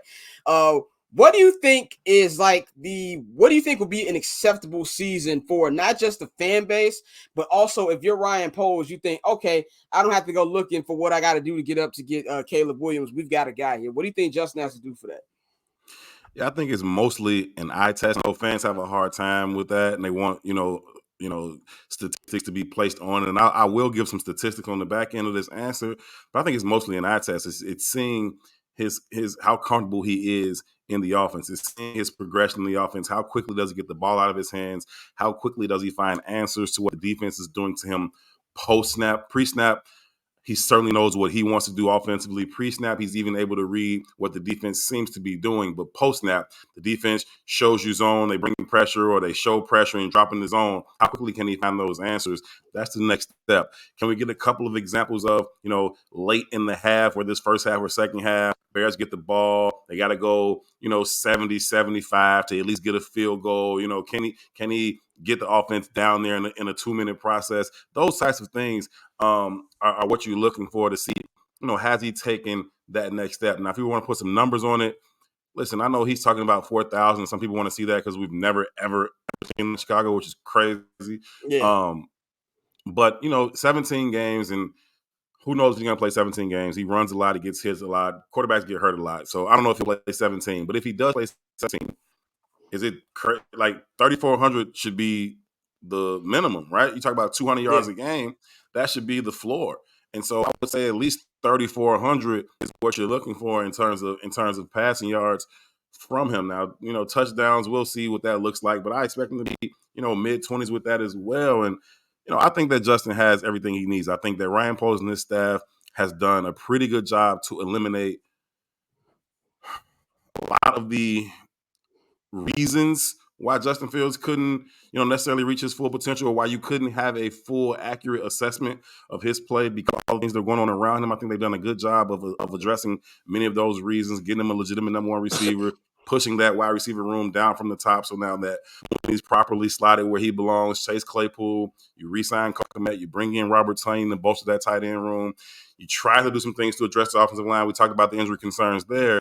But I think for the most part, you've done what you could do in one offseason to address the reasons that Justin Fields couldn't necessarily reach his ceiling. I think at this point, with him being in the second year of this offense, we should see the best version of who JF1 is. Yeah, I definitely agree with that one, man. We're gonna bring in the guys right now, Mikey and Dante, to the room. They have some questions to ask you, man. Dante, Mikey, welcome back to the show. I don't know if I'm. Here we go. There we go. This is live TV, people. There we go. So, Mikey, Dante, man, y'all got some questions for her, man. Let's get into it. All right, what's good, bro? Nice to finally meet you. Tell you what's the word, good brother. Appreciate you, man. Been watching y'all do y'all thing for a minute, man. Salute. Hey man, same with y'all. We really fuck with the bigs, bro. Y'all always show love. And one of the questions I had is, much like us at the barber chair, you yourselves when you're out there. So like, what is it like being black in that space? Because I know for me, baseball is a little different. And like a lot of times when I go in the press box, I'm the only black person in there. So like, what is it like from your perspective being in the press box and being in that atmosphere? Yeah, I look at it as a responsibility to show up authentically, right? To show up who I am as I am. So I'm in there. I got my J's on. I got hoodies on. I walk like I walk. I talk like I talk. And I think that representation matters, right? I think that I look at it as a bit of a responsibility to show that I'm very, very capable of doing my job. I'm good at my job, but I don't want you to look at me as like some exceptional Negro. You know what I'm saying? Like Right. everybody, Yeah. like you usually look at people like me. Oh, he got tattoos on his neck, and he got hoodies and J's and Tims and shit. And you got an idea of who those people are. And I want you to understand that while you can look at me and say, "Oh, that's my equal, that's my colleague, he do his job very well." Don't look at me like, "Oh, he must be a different one." No, I'm just like everybody else from 71st and Jeffrey. You know what I'm saying? Like, I want you to understand that, and so that's how I show up. I think that's just a part of my responsibility. I carry that with me, but it's also like, while I'd be lying to say I don't think about it, but it's also just the ability. It's like second nature, just the ability to be who you are and not be like moved by a bunch of middle-aged white dudes around me. Like, whatever, I see y'all, cool, we hear the same thing, but I'm gonna show up as I am every time. Yeah, no, definitely, bro. And just one more question before I toss it over to Mikey. Just give me one player on both sides of the ball that you really looking forward to this season. Six, man. Kyler Gordon on defense. I think he's gonna have a monster year playing that nickel, man. I know he still wants to be outside. He ain't made no, misconceptions about it. He would still like to do both if he could. But I think eliminating that dual responsibility from him and allow him to focus on just playing the nickel is going to be huge for him. He's got all of the skills that you need. He's got those switch abilities. He's got great instincts. He's physical. He wants to stick his nose in there.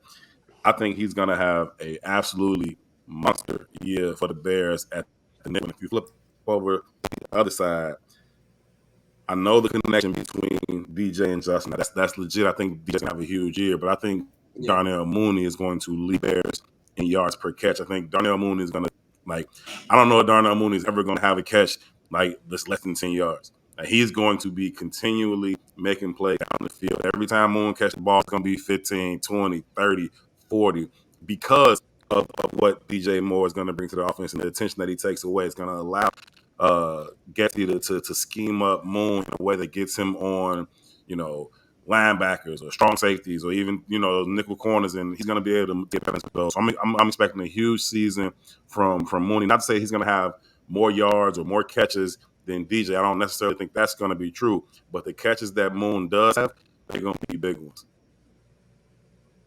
Okay. Definitely. Mikey, Nah, what nice, you got? nice to meet you, G. My number one question is, outside of, I think we all we're all interested and focused, laser focused in on seeing Justin Fields' growth. Outside of Justin Fields, what is the main storyline you want to see from this iteration of the Chicago Bears? The 20, it's the second year of the Eberflus regime. So what are you looking for outside of Justin this year? Yeah, I'm glad you said the second year of the Eberflus regime. I think that he came in that first year, and I do think he was able to establish a culture and establish a standard and expectation for how he wants his guys to play. And I think for the most part, they absolutely bought into that. You saw guys, flying around the field, hustling to the echo of the whistle. They getting sideline to sideline.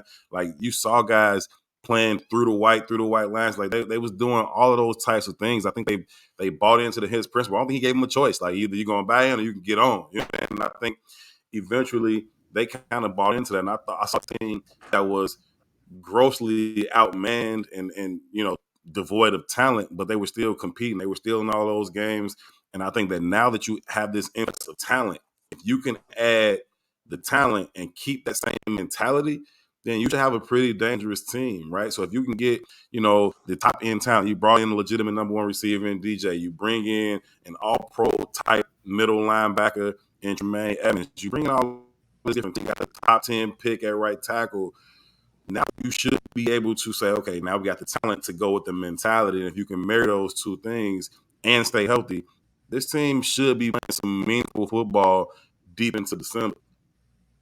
Yeah, I think that's all. I think that's all we're really looking for. I don't think any of us have Super Bowl aspirations this year. We know there's a growing process, but I look back, as it pertains to Eberflus, I look back to that home game the Bears had. I think it was about 2 years ago when the Colts came and Nick Foles was starting at QB for the Bears. Yeah. And I just remember thinking, like, holy shit, these motherfuckers on the Colts defense are flying to the ball. Kenny Moore, Darius Leonard, like they were going crazy. So I think, with the additions that they made, it's Tyreek Stevenson and Dexter and, Kyler Gordon and Brisker, I think we're going to probably start to kind of see some of that long, athletic, and just flying to the ball. And like you said, if they've bought into the hits principle, then it's only gonna elevate the program more going forward, because that's gonna be expected out of everybody. Now they got some dogs on that side of the ball, Mikey, for real, bro. Like they got some dudes that can really disrupt what the OC wants to do. They can get their hands on the ball. I think Tyreek gonna lead this team in picks. I think he's gonna have about 6 of them. Now I also think he's gonna get his young ass cooked a couple times. I think he's gonna get caught with his hand in the cookie jar a couple times because he's so aggressive, and so he gonna bite on some double moves. He gonna see some out route coming his way and try to jump in and let his man streak up the side. He's gonna be a couple times. He's gonna be like, dude, what the fuck is wrong with you? He's also going to get his hands on the ball because he's going to make those breaks on the ball. So he's going to make those kind of plays. I think that Jaquan, I've said this since last summer, I think that dude has everything you need to be a perennial Pro Bowl performer. I love the way Jaquan plays the game. It's just about him staying healthy. This concussion thing, I asked him about the concussion things and whether or not that would influence him to kind of change the way he plays. And he was like, I don't know how to play no other way. He's like, that's all I can do is fly around and stick my face mask in there. So he's going to continue to do that. Hopefully, he can stay away from concussions and some of those injuries. But he's on the field 15 games.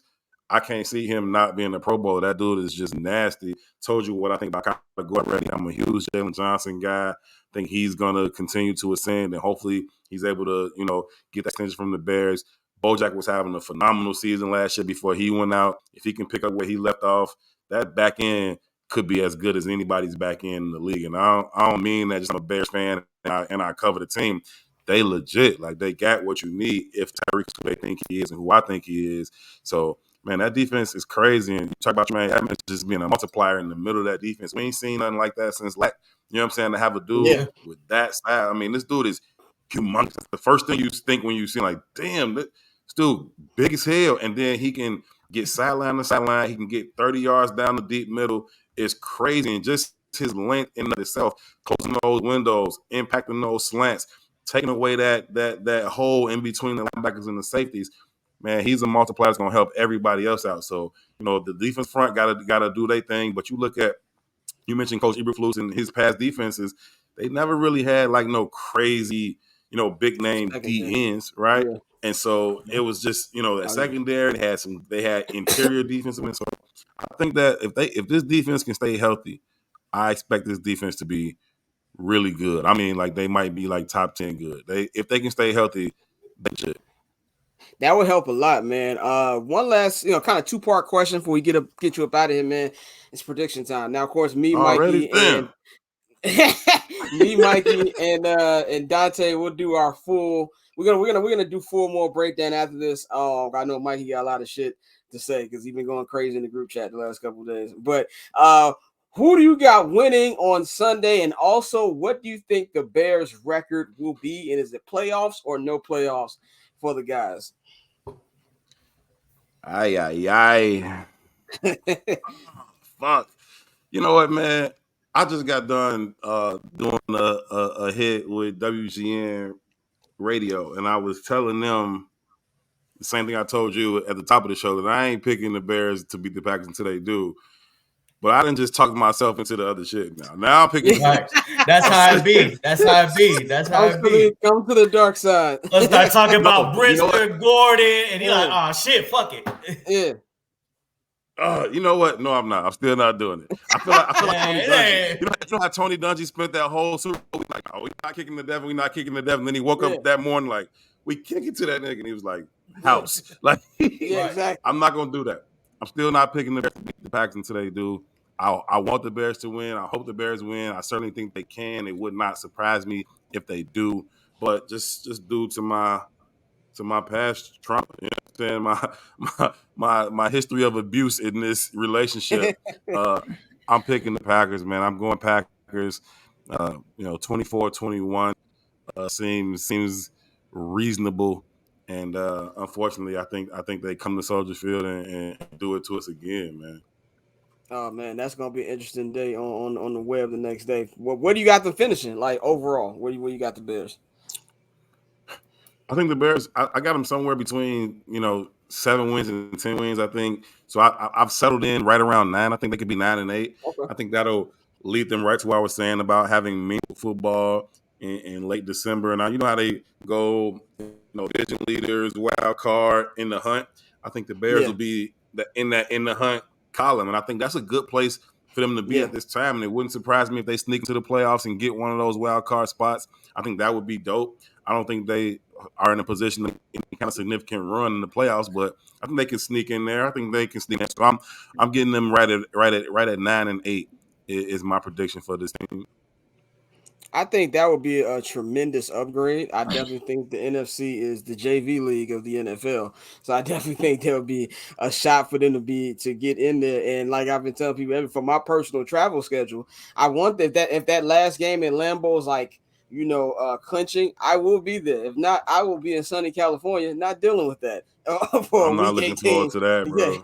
I'm not looking forward to that week 18 at Lambeau. It's probably gonna be super at Lambeau, cold, freezing. Yeah, polar vortex. But if we got something on the line, then if we got something on the line, I'll be there. I'll be hyped to go, man. But Herb, man, thank you for joining us. It's always good to talk to you, man. Looking forward to seeing you on Sunday for the game. Let the people know where they can follow you on Twitter and Instagram, everything you got going on. Most definitely, man. First of all, thank y'all so much for having me, man. I appreciate it. Fan of what y'all do. Y'all do it the right way. Y'all do it super, super dope. It definitely feel like kicking back in the barber chair and just shooting the shit with the guys, man. But like you said, knowledgeable guys that know the game on the football side. So salute to everything y'all got going on. You can follow me at Herb Howard 411. Keep up with my work. You can follow the Bigs on Twitter at It's the Bigs. I do got the Justin Fields one-on-one. That's going to drop on Saturday. It'll be on the Bigs website. It'll be on the YouTube. You can follow the Bigs.us for that. But that'll be dropping on Saturday. Definitely looking forward to it. That was a cool conversation. It's kind of pulling the curtain back on who Justin is. It's not it wasn't super football-y, how many yards you're going to throw for type shit. Just a little bit of who he is. And so I was super cool, man. Looking forward to that dropping. But again, thank y'all for having me, man. It was super dope. Went by too fast. I got to go already. Y'all kicking me out already. My fade ain't even done. You know what I'm saying? This will not be the last time we have you on here, man. So we definitely going to have you on here again during this season, bro. We definitely appreciate you. So I'm going to holler at you on Sunday, G. Most definitely. All right, bro. So we're gonna get into our get into the rest of our Bears. You dig here, man. We're gonna do our preview. Not really. What's the preview joint that we're gonna be doing here, man? So it's time for picks. We got to thank you, Dante, super producer Dante. I hella forgot about the rundown. Thank you for that. This is why you have people do stuff. But shout out to Herb Howard for joining us. As you see, this is the rundown. We're going to get more in depth with our Bears-Packers preview. We just had Herb talk. We're going to give our predictions, our record predictions. We're going to talk about the state of the Chicago White Sox, which I'm understanding that Mikey's going to have a great time talking about. And unfortunately, we have to talk about the one winning team in Chicago, and it just happens to be the Chicago Cubs. We're going to get into that. But let's just get, right back into our Bears-Packers talk here on the local hour here on I'm Not Gonna Hold You. Scott, Mikey, and Dante here with y'all, man. Let's just talk about it. So, Mikey, how you feeling? because I know you've been in the chat. You've been dealing with a little nervousness. And now I feel like the last couple of days you switched to confidence. Which ways are you leaning 48 hours into kickoff? Ah, man, I'm a nervous wreck. I think that's the state of being a Bears fan, you know. But I'm leaning towards a Bears W. I think Christian Watson being out is a huge loss for Jordan Love. You know, regardless of what the rivalry is, and lately it feels like it's just a rivalry in name, being that they beat us 8 times in a row. Like the numbers are something crazy. Um, it's going to be a hostile environment opening day with the expectations that the Bears have as far as behind Justin Fields right shoulder. The fan base is expecting a lot out of Shorty, and I think they're going to go into that stadium charged up. So I think the Bears win. I think it's going to be a classic black and blue division type of game. I think we're going to see a lot of running. I think it's going to be a low scoring game. I got the Bears winning 24-17, which is, and I guess that's low scoring in today's NFL, when you see people throwing 30, 31, but, for us to put up 24, that's high scoring for us. Yeah. But I think 24-17 Bears. And if we're going to get to, I know Scott, we're going to get into your predictions as far as win total, Dante, going off what Herb said, if he got anywhere between 8 to 10 wins, then this is a game that you got to win to get there. You got to get this one at home against the Packers. So I got the Bears winning, and I'm definitely I'm locked in. I probably won't be able to sleep.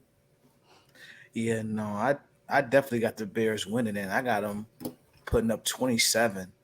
That's why I did. Talk that talk, Dante. That's what I'm talking about. I got the Bears 27-14, and the reason at this point the Bears, I'm really at peace with it. Like, and what I say by that, and I know this is scary, and we always talk about Bears PTSD and all of that, but at the end of the day, everything that Poles has done has been what we've been asking for as Bears fans, to actually build a football team for him to try to work. And, we're still working on the trenches, but in this year 2, like you said, year 2 of the Eberflus era, I think coming into it, I think Justin's going to put on the show.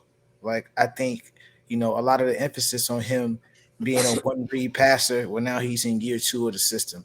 And now he's more comfortable in the system. He has better weapons, more people he can trust that he can utilize and put out there in space. I think we talk about Tyler Scott, the receiver from Cincinnati.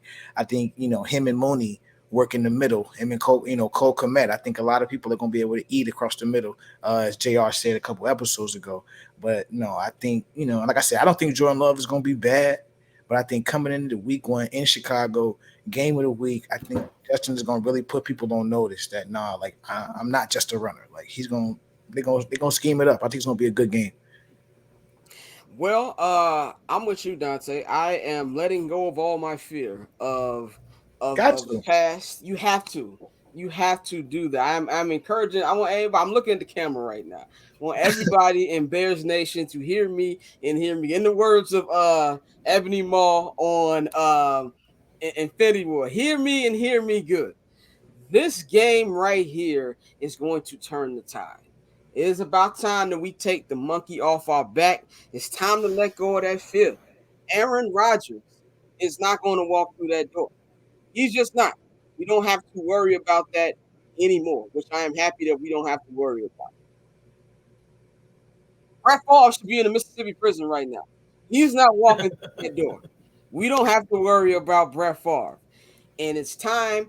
We're going to have the best quarterback in this division, and I feel like I can say that for the first time in my life without lying to myself. I think that this team is going to put up points. I think that Justin is going to put on a show. I think my man is going to throw for he's going to have 3 touchdowns. I don't know if he's going to throw for 3. I think he's going to throw for 2. He's going to take 1 to the crib, and I think this is going to be an electrifying game. I'm going with the Bears 27-10. That is my final score, 27-10.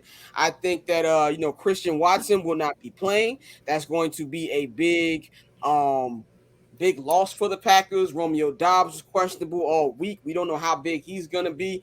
And we can keep talking about, the preseason thing. Everybody was like, well, what did Justin show in preseason? Jordan Love showed this. And not to say that I didn't like what I saw from Jordan Love. I thought Jordan Love, for what preseason wasn't bad. But the lights are bright. It's his show now. This is not one of those games where he's coming off the bench for Rodgers because Rodgers is hurt or they're sitting people out towards the end of the year. This is his show. And it's going to be loud up in Soldier. Like, this game is going to feel like a college homecoming game to me. It's going to have a real college atmosphere to it. It's going to be 80 degrees on Sunday. Everybody going to be feeling good. They're going to have Bears legends in the house. I think they confirmed that Buckets is going to be there. First week of the season is usually like alumni game where all the alumni. Doing the Mongo tribute. The Mongo tribute. It's going to be fired up. I'm not patriotic at all, but when that anthem hit and then fighter jets coming out, you're going to see me like Nick Sirianni in the press box. You know what I'm saying? I'm going to have that Denzel tear from Glory. So it's going to be a good one. And I think it's time for the Bears, man. I think the Bears win big on Sunday. Bro, I sent you that video from the All-Star game, boy. When them engines get to rumbling, yeah. You stand up and salute that motherfucker. You ready to run on the field. But nah, bro, it's a new era, and a part of it as fans, you got to let a lot of that shit go. Like, I understand what's happened in the past. I'm not saying it because I necessarily believe in like juju and all that other shit, because at the end of the day, the best players are going to play and perform. And so this team, has been a prepared team. We've talked about the hits principles. We talked about everybody buying in. And at this point, I believe Justin Fields is going to take that leap that we expect him to see, that we expect to see. I think it's going to happen. I mean, there's no better game for him to take the leap, or no better start against the Packers. There's a lot of uncertainty for me as far as it comes to the O-line. I know Nate Davis will be playing. I just feel with everything, football more than any of the sports, any of the pro, American sports that we follow, timing is everything. It's all about timing, and those the repetitions matter. The practice matters. The preseason matters as far as building that continuity, especially when when the number one wart last year for the last 2 years was protecting Justin Fields. You know what I'm saying? He can't thrive unless they're protecting him. So there's just the uncertainty there. That's where I was, tossing and turning and like, fuck, what is gonna happen? Got me rolling Caleb Williams and Michael Penix and tape. Like, I don't know, this motherfucker might not do it. But I think this is perfectly set up for the Bears to have a big week. I don't think it's gonna be as much as a blowout as both of y'all think. But let's get it, man. They lace him up the same way, and Aaron Rodgers is not there. I echo them same sentiments. Who's that? Packers defense underachieved last year. I know who that is. That's my cousin JP. Shout out to my cousin. That's very true. Shout out to everybody in the chat, man. Shout out to y'all, man. Shout out to my mother-in-law. Shout out to my mother-in-law, Irene.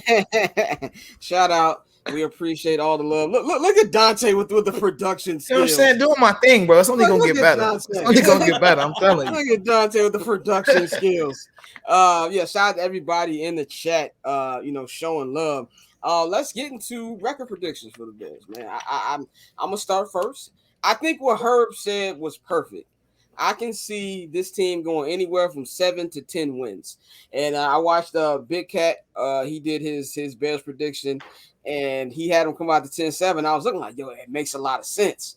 I think I'm gonna go on. I said 7 and 10. I've been saying 7 and 10, but you know what?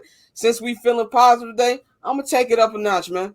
I'm gonna go with Herb said. I'm going 9 and 8, and I don't know if they'll make the playoffs because it's gonna be tough. I don't know. It might take 10 wins to get you in, but they will be an in the hunt team. And I'm talking about a real in the hunt team. And it's gonna be at around the top of the graphic. At the top of the graphic. Right. Not the niggas who are technically mathematically still in it, but we really know they're not going anywhere. Like, not that type of thing. Really in the hunt. And I think that's a massive upgrade from last year. I think that 7 wins to me is the number that I have for me to not be disappointed with this season. And I think anything less than 7 wins means that Justin Fields was just not good, and we might actually be in the market for a quarterback. I think if let's say Justin takes a leap, double-digit wins. Like that, there's so many different ways that this season could go, and it all rests on the shoulders of Justin. I think Justin is going to have, if healthy, I think he'll play at least 15 games if we just base it off the last 2 years. And I think that this team's rallying around him. Nate Davis is going to be playing on Sunday. The offensive line is going to be playing. You're going to have Lucas Patrick will be your center. Cody Whitehair will be left guard. We're going to have an actual pro offensive line. I think it's going to help tremendously. Actual NFL caliber wide receivers. And if this defense is as good as Herb thinks it's going to be, as I think it could be, really depends on the pass rush. Who knows, man? This division, despite how Detroit won, despite the fact that I think they'll be 2-0 next week, this division is going down to the end of the wire, man. So I'm gonna go Bears 9-8. My final answer, and I will say they will get the 7th seed. I'm feeling good today. Like Mitch said in Peyton Poole, it's love on the court day. Love on the court. Yeah. I'm showing love. I'm showing love today. No, I agree with that 100%. 9-8 was my prediction in a wild card berth. I think eight wins is my floor because I think Justin is that good with added weapons still to win at least 8 games. And so I think if he takes that leap, then we're talking about an 11-win team, possibly winning the division. But yeah, last year Detroit made Detroit didn't make the playoffs, but they were 9-8, and they kept them in the hunt all season. Seattle got in. Yeah, Seattle got in at 9-8. So that 9-8 range is going to get us into that wild card berth. So I think 9-8. But like we've been saying the whole pod, like this is the whole show. This is about seeing those pop plays from Justin, the eye test, as far as a passer, passing the ball. Like your cousin said, bro, not holding the ball, getting it out, going through your reads. You should year 2 in the system. I know your receivers are new, but your receivers are better. So you should be more comfortable in making your reads and putting the ball where it's supposed to be. And we've seen him when he's confident and just fires it in there, he throws one of the best balls in the league. So I think this is the season, bro. I think this is the year that Poles and Eberflus and everybody, we continue to build on it, and I think it's gonna go up.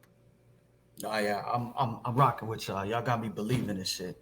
I'm riding with 9-8, and I could see a 10-7. I mean, I'm very big. I know. A lot of people they don't take into the account, but I'm very big in strength and schedule. Because if you look at the numbers, the math is the math, and the facts are the facts. Last year, and 6 out of the top 12 teams that had the easiest schedule, they made the playoffs. You had teams like Cincy, Bucks, Niners, Chiefs, Chargers, and Seattle. This year, the Bears are 6th in top 10 for strength of schedule. You got teams like Atlanta, Saints, Niners, the Bears, the Steelers, Seattle, Eagles, and the Packers that are there. This is a very winnable schedule. I mean, if you pull up the schedule and you look at it, you can talk yourself into fucking 11 wins realistically if Justin Fields takes that. If Justin Fields takes that jump. So I'm riding with 9-8. I do think we can get into the playoffs on 9-8. It just all depends how you get there. If you're beating NFC teams, then then definitely you got the upper hand. You gotta take care of the division though. I think we haven't won a division game and I think it's something crazy. I think it's like 2 full seasons or something like that.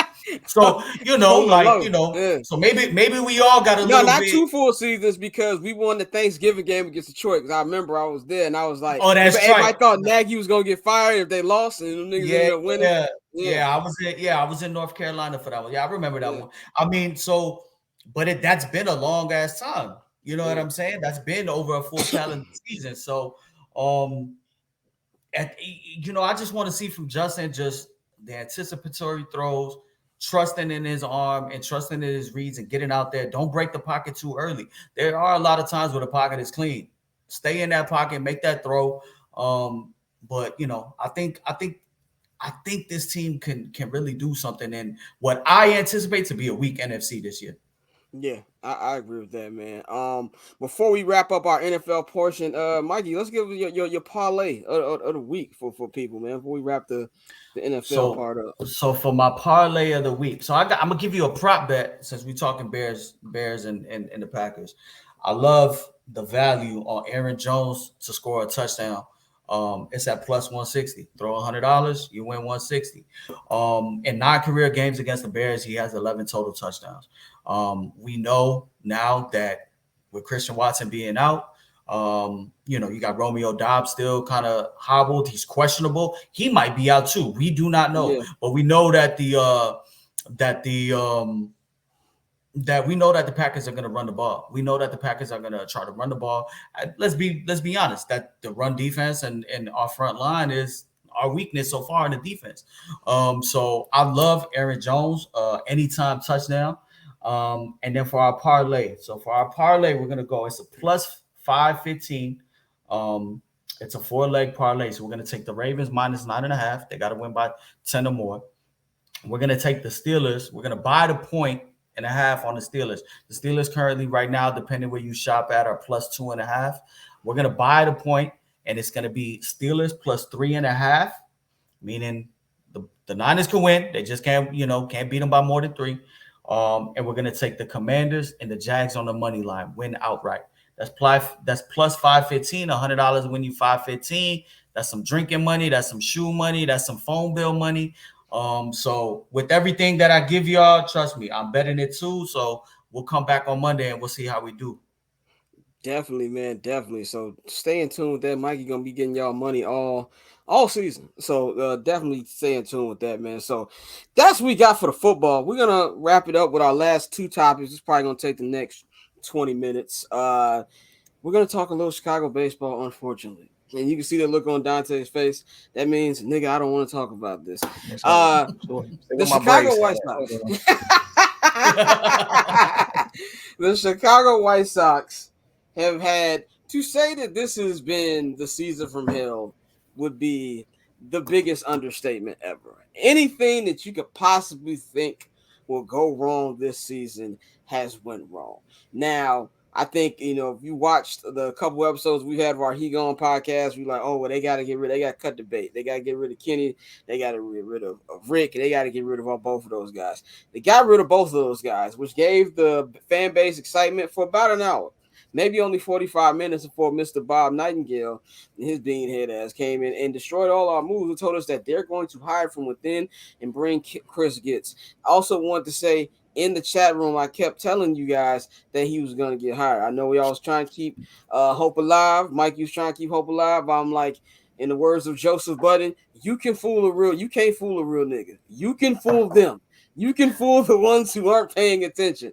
I saw it coming. I have officially boycotted them. I don't have my Dodger hat on right now, but I do see my Dodger hat right there, and I will be rolling with them, even though they're going to get run in the playoffs too, because the pitchers are hurt, and their other good pitcher is going to prison, and we'll talk about that, my Goofy Mog of the Weeks, in this episode. And Mookie just got hurt too. And Mookie just got hurt too. So I'm not expecting much from him either. But I will give Mikey the floor. He is the biggest White Sox fan of the 3 in our group chat. He is the one who's most engaged with it. He's been in since birth. I'm going to give you the floor, my man. What are you feeling on our team right now? If there's a level below apathy, I'm there. It's tough. It's tough. I've watched more, I got the Cubs game on right now. I've watched more Cubs baseball this year than I have White Sox. Just the whole product on the South Side, like it's embarrassing to the sport.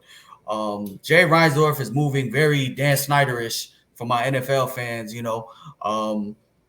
just from the process. I know, Scott, you're big on process. The process of firing, Rick and Kenny, but going to Chris Getz and how he got there, and just hearing the press conference in which he made it sound like Chris Getz was reinventing baseball by what he was saying. Like, oh, the way he's teaching the game. And have you seen some of the guys that we have come up? Yeah, I'm watching. Who? Nobody has come up through the system to be anything but Luis Robert, and that's a grown-ass man that was playing in Cuba with men. You know what I'm saying? Like, let's be real. He was just getting his feet wet here in the States. So it's embarrassing. It's hard to get behind that team. When you have an owner publicly flat out say, before the season's even over, before we even get into September, I'll tell you, he said it exactly verbatim.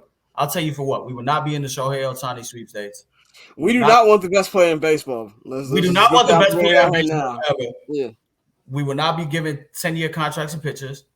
but we will try to improve the team. Like you've said it right there. You're just going to stay status quo. You're still going to remain cheap as shit.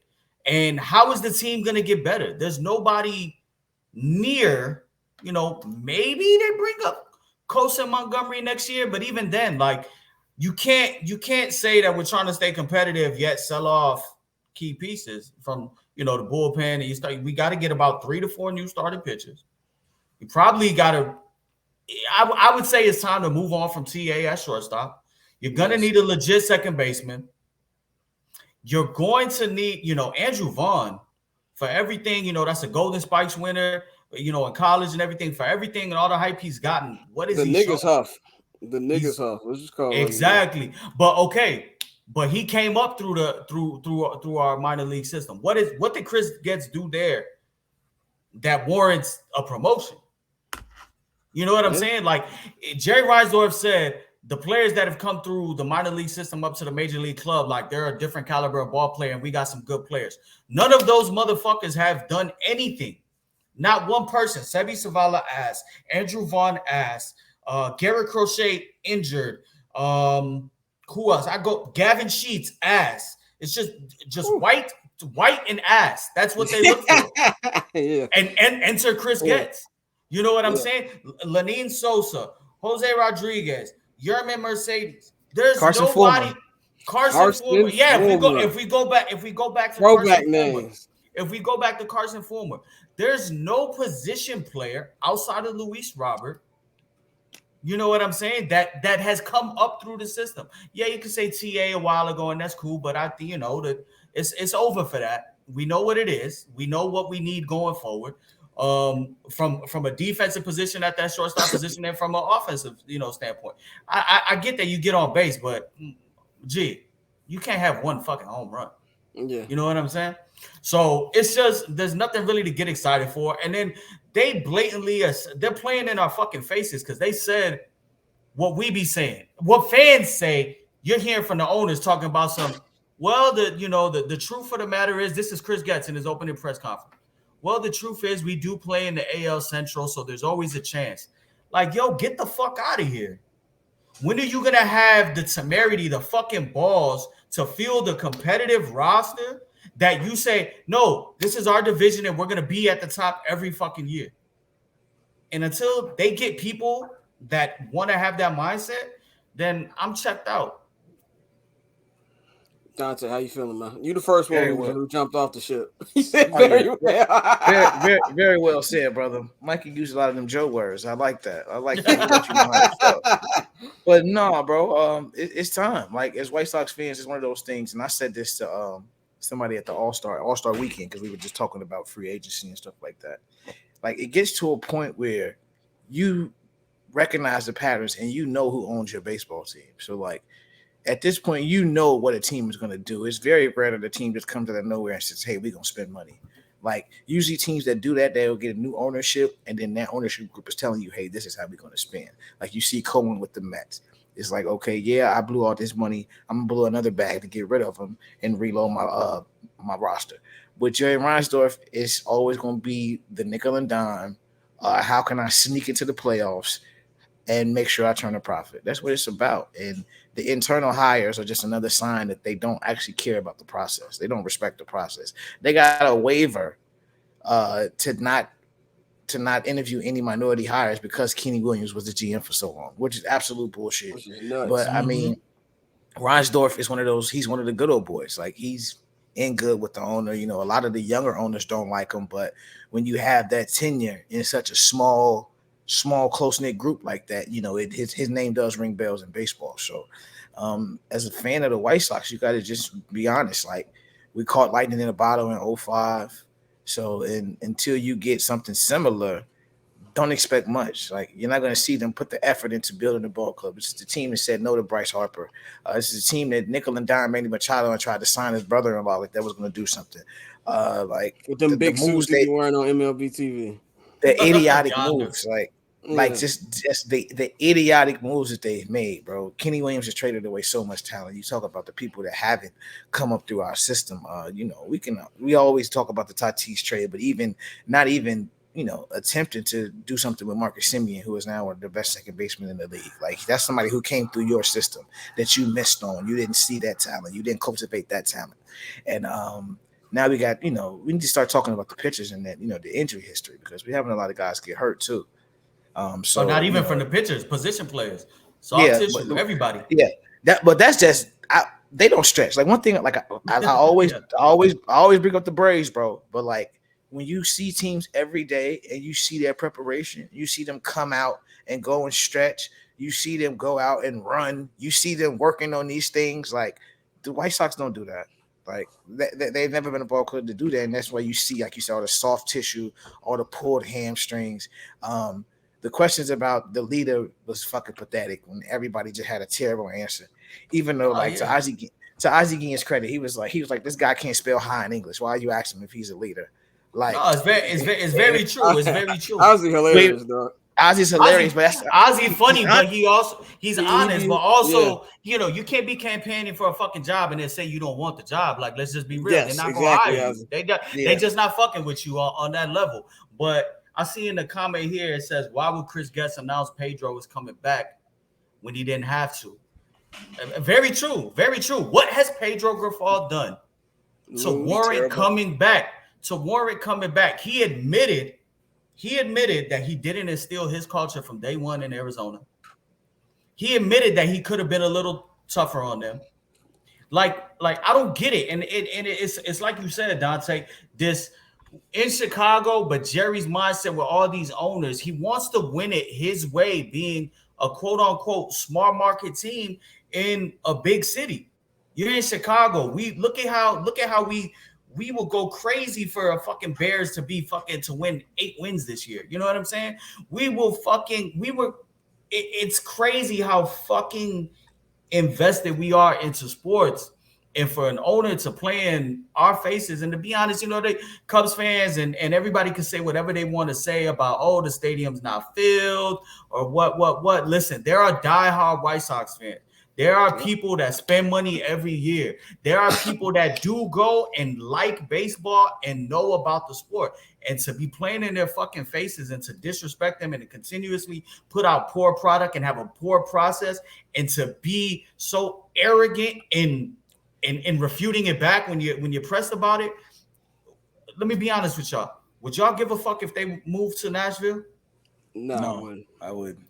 And that's fucked up because we are White Sox fans. I'm at the point where I could care less, because if y'all not gonna do it right, then what the fuck is the point? What is the point of holding on to something if y'all are just gonna, if y'all are just milking it for what it is, for revenue? You know what I'm saying? We the fucking Cincinnati Reds. You know what I'm saying?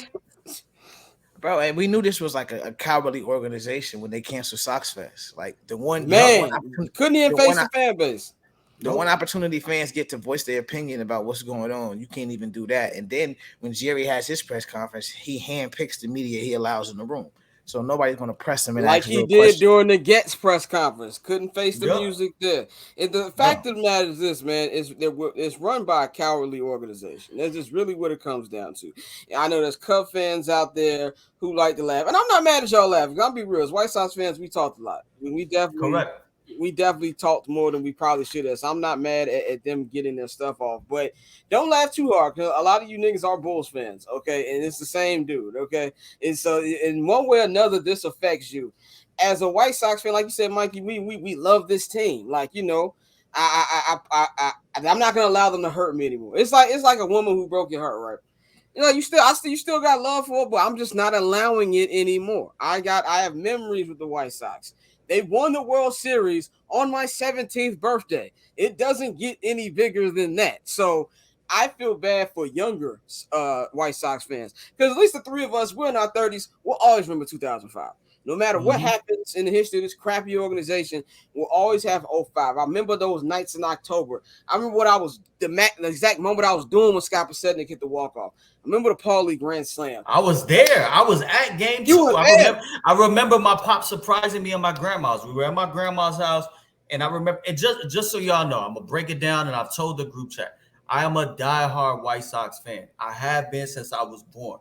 So I was born premature. My mother had me when she was 18 years old. I was born preemie.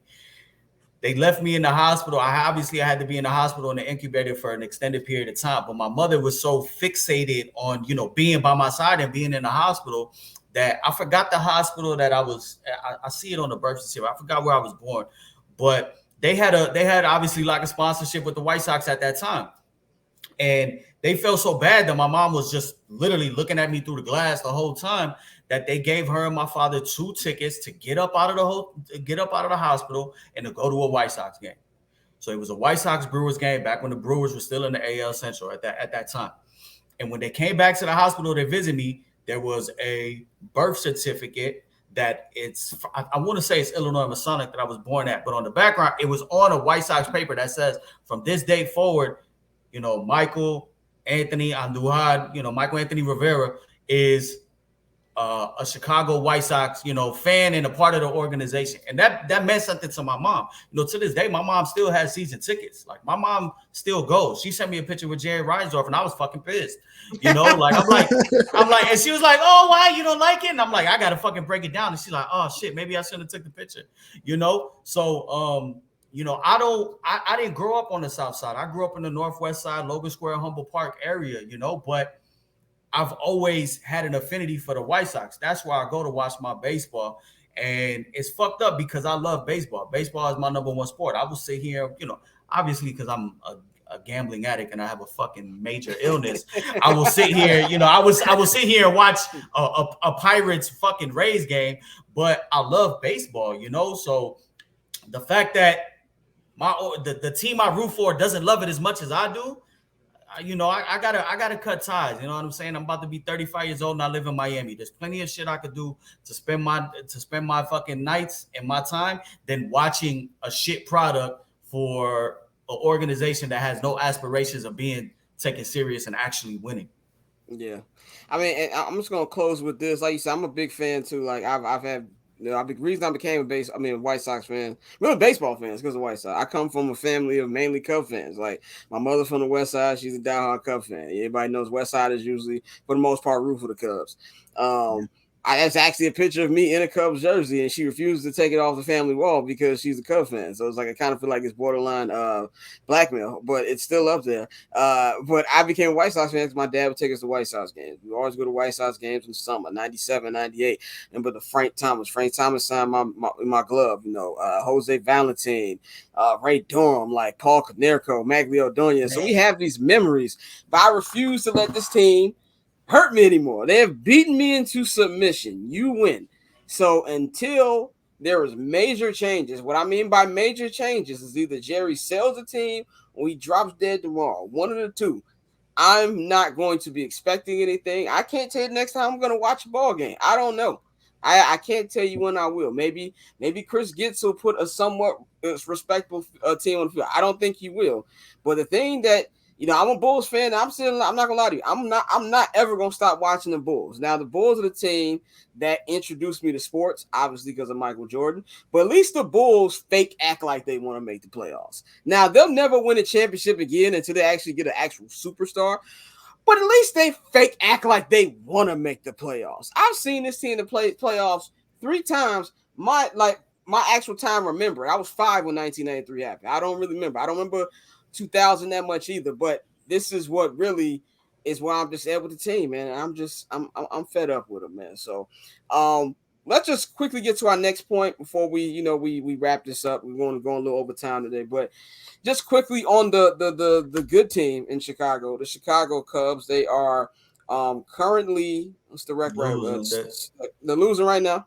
They're losing right now, 1-0. It's actually been a really good game. It was scoreless last time I checked. Yeah, Zach Gallen and Jamison Tyon. It was really a pitcher's duel. But I mean, I'll say this: they're 76-65. They lost last night to the Diamondbacks, so they're losing 1-0 right now in the bottom of the 8th. They're currently 2 games back of the Brewers for the NL Central and have a 3-game lead over Arizona for the second wildcard spot. It'll be 2 if this lead holds on for the Arizona Cardinals. And I come for Cardinals for the Diamondbacks. Well, what do you think about the Cubs? Is this actually like a team that can do something in the playoffs, or what's their trajectory in your opinion? I think they could win a series, especially if if they get that wild card, they could definitely get into that first round. But more than anything, it shows like I don't want to call it it was a rebuild.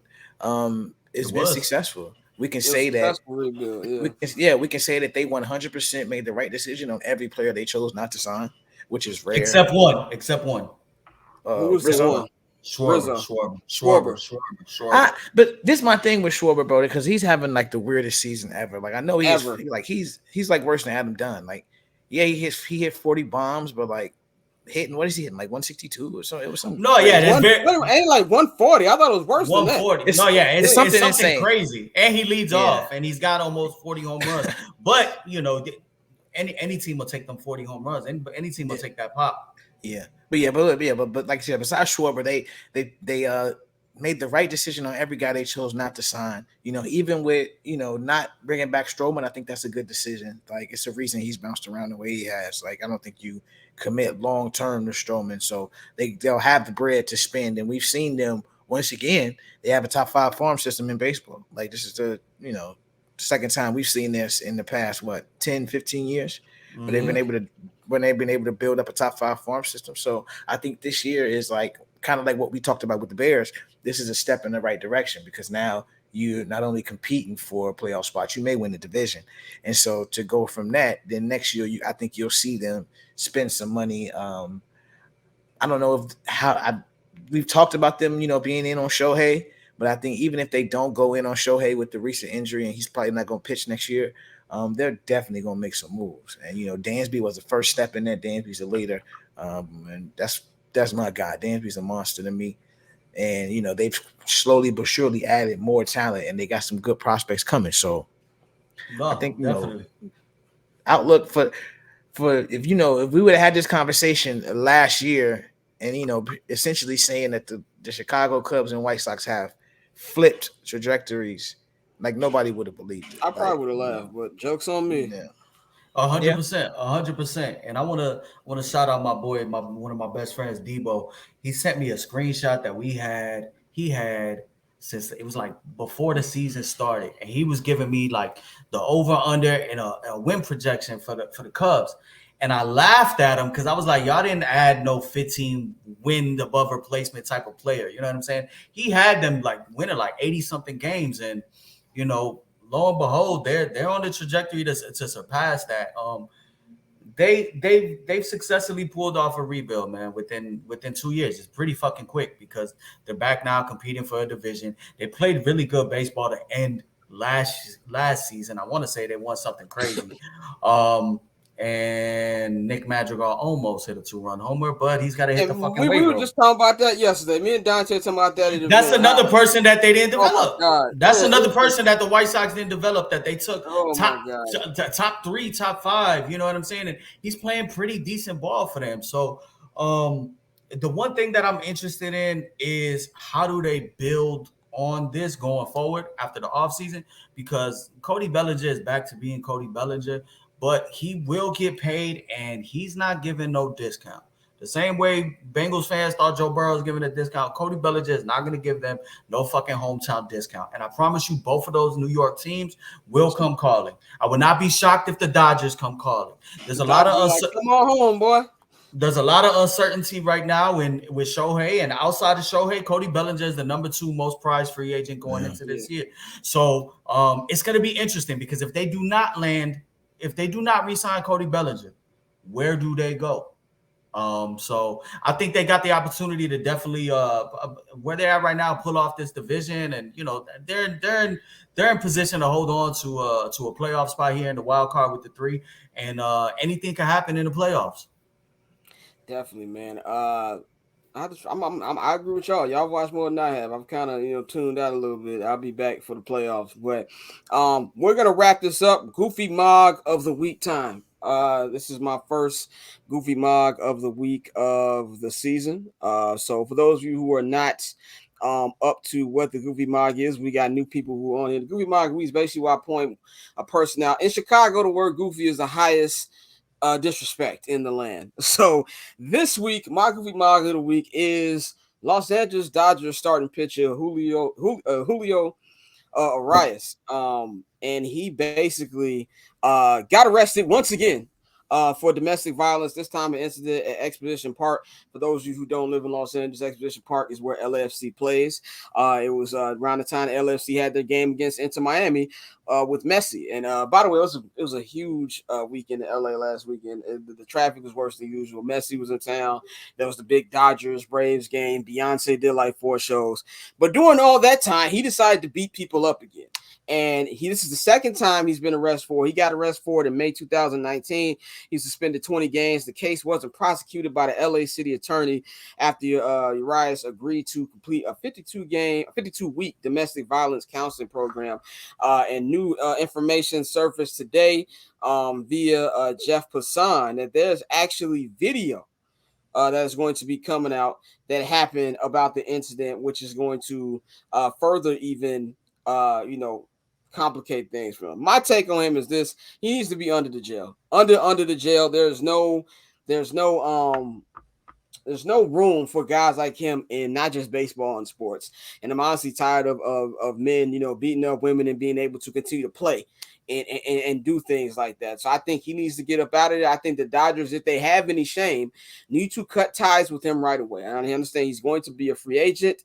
He shouldn't be offered any money, not just by the Dodgers, but by any team. And I just really think they need to cut all ties. And from a baseball perspective, it sucks for the Dodgers because he was the only dude that they could actually pitch right now for them. So that puts them in an even deeper situation. But I just, put all the love and support to his, I don't know if it was his girlfriend or his wife. I don't know which, if it was one of the two, but all our love and support to her. But get that guy about the sport, man. I'm tired of clowns like that, man. So my goofy mog of the week, given to Julio Arias and everything that he has brought to all this shit. So, man, that's why I'm gonna go with him, man. So that's all we got for y'all. I'm not gonna hold you. We appreciate y'all for tuning in. Everybody who watched on YouTube, everybody who watched on our stream. If you missed the show, the audio will be up on the Barbers Chat Network podcast feeds by tomorrow morning at the absolute latest. So we're gonna have them split up in both hours. If you want to listen to just local hour, we're gonna have both of those. Shout out to Herb Howard of the Bigs for joining us, man. Shout out to Dante, man. Great production job.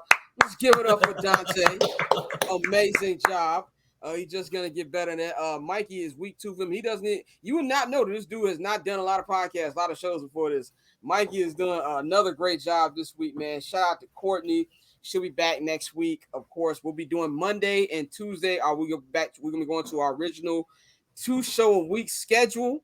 We're gonna try to make things a little different, make our Monday show different from our Friday show. So we're gonna brainstorm a little bit on that, man. So get in tune with us on Monday. We're gonna recap everything from week 1, get you ready for Monday Night Football, preview a little bit of week 2 with Thursday Night Football and all the games coming up on that. So shout out to everybody who listened. Shout out to everybody who retweeted, posted any clip, YouTube short. We did. Shout out to our guy Mike Gibson, who takes care of the graphics. Shout out my guy Nikhil. He's our amazing video editor who puts in the hours and hours of time to show y'all clips and everything. So we're going to keep doing that. Shout out to HNB Media. Shout out to my guys Pavi, my guys TPJ, who also produce this. And if you also missed the video, of course, the video will be on the Barbers Chat Net YouTube, but it'll also be on the HNB Media YouTube today. Shout out to all our HNB Media fans. That's where we get a majority of our views and listens. So shout out to the whole Hoops and Brews community, because I know a lot of y'all mainly basketball fans, but y'all been messing with me and all the football content we bring. So 79th Dallas season 9, we back this Sunday. Me and Flows will be live from Soldier Field. We'll be giving y'all our post-game reactions. We're gonna do a pre-game video. I'm probably gonna do it right outside Soldier Field. We're gonna have the post-game video, of course, usual. Subscribe to the patreon.com/Barbers Chat Network, because if you want to hear 79th and Hallis first, you need to subscribe to 79th and Hallis tier, which is only $5. You will get the podcast on the same night. Everybody else will get it either on Monday or Tuesday. So subscribe to that. Mikey, Dante, anything y'all want to say before we get up out of here? Bear down. Bear down. Let's go Braves. All right, man. We will holler at y'all on Monday. We up out of here, man. I'm not going to hold you. Getting paper on these player haters, old news, money on the other line, so I'm not gonna hold you. Money on the other line, so I'm not gonna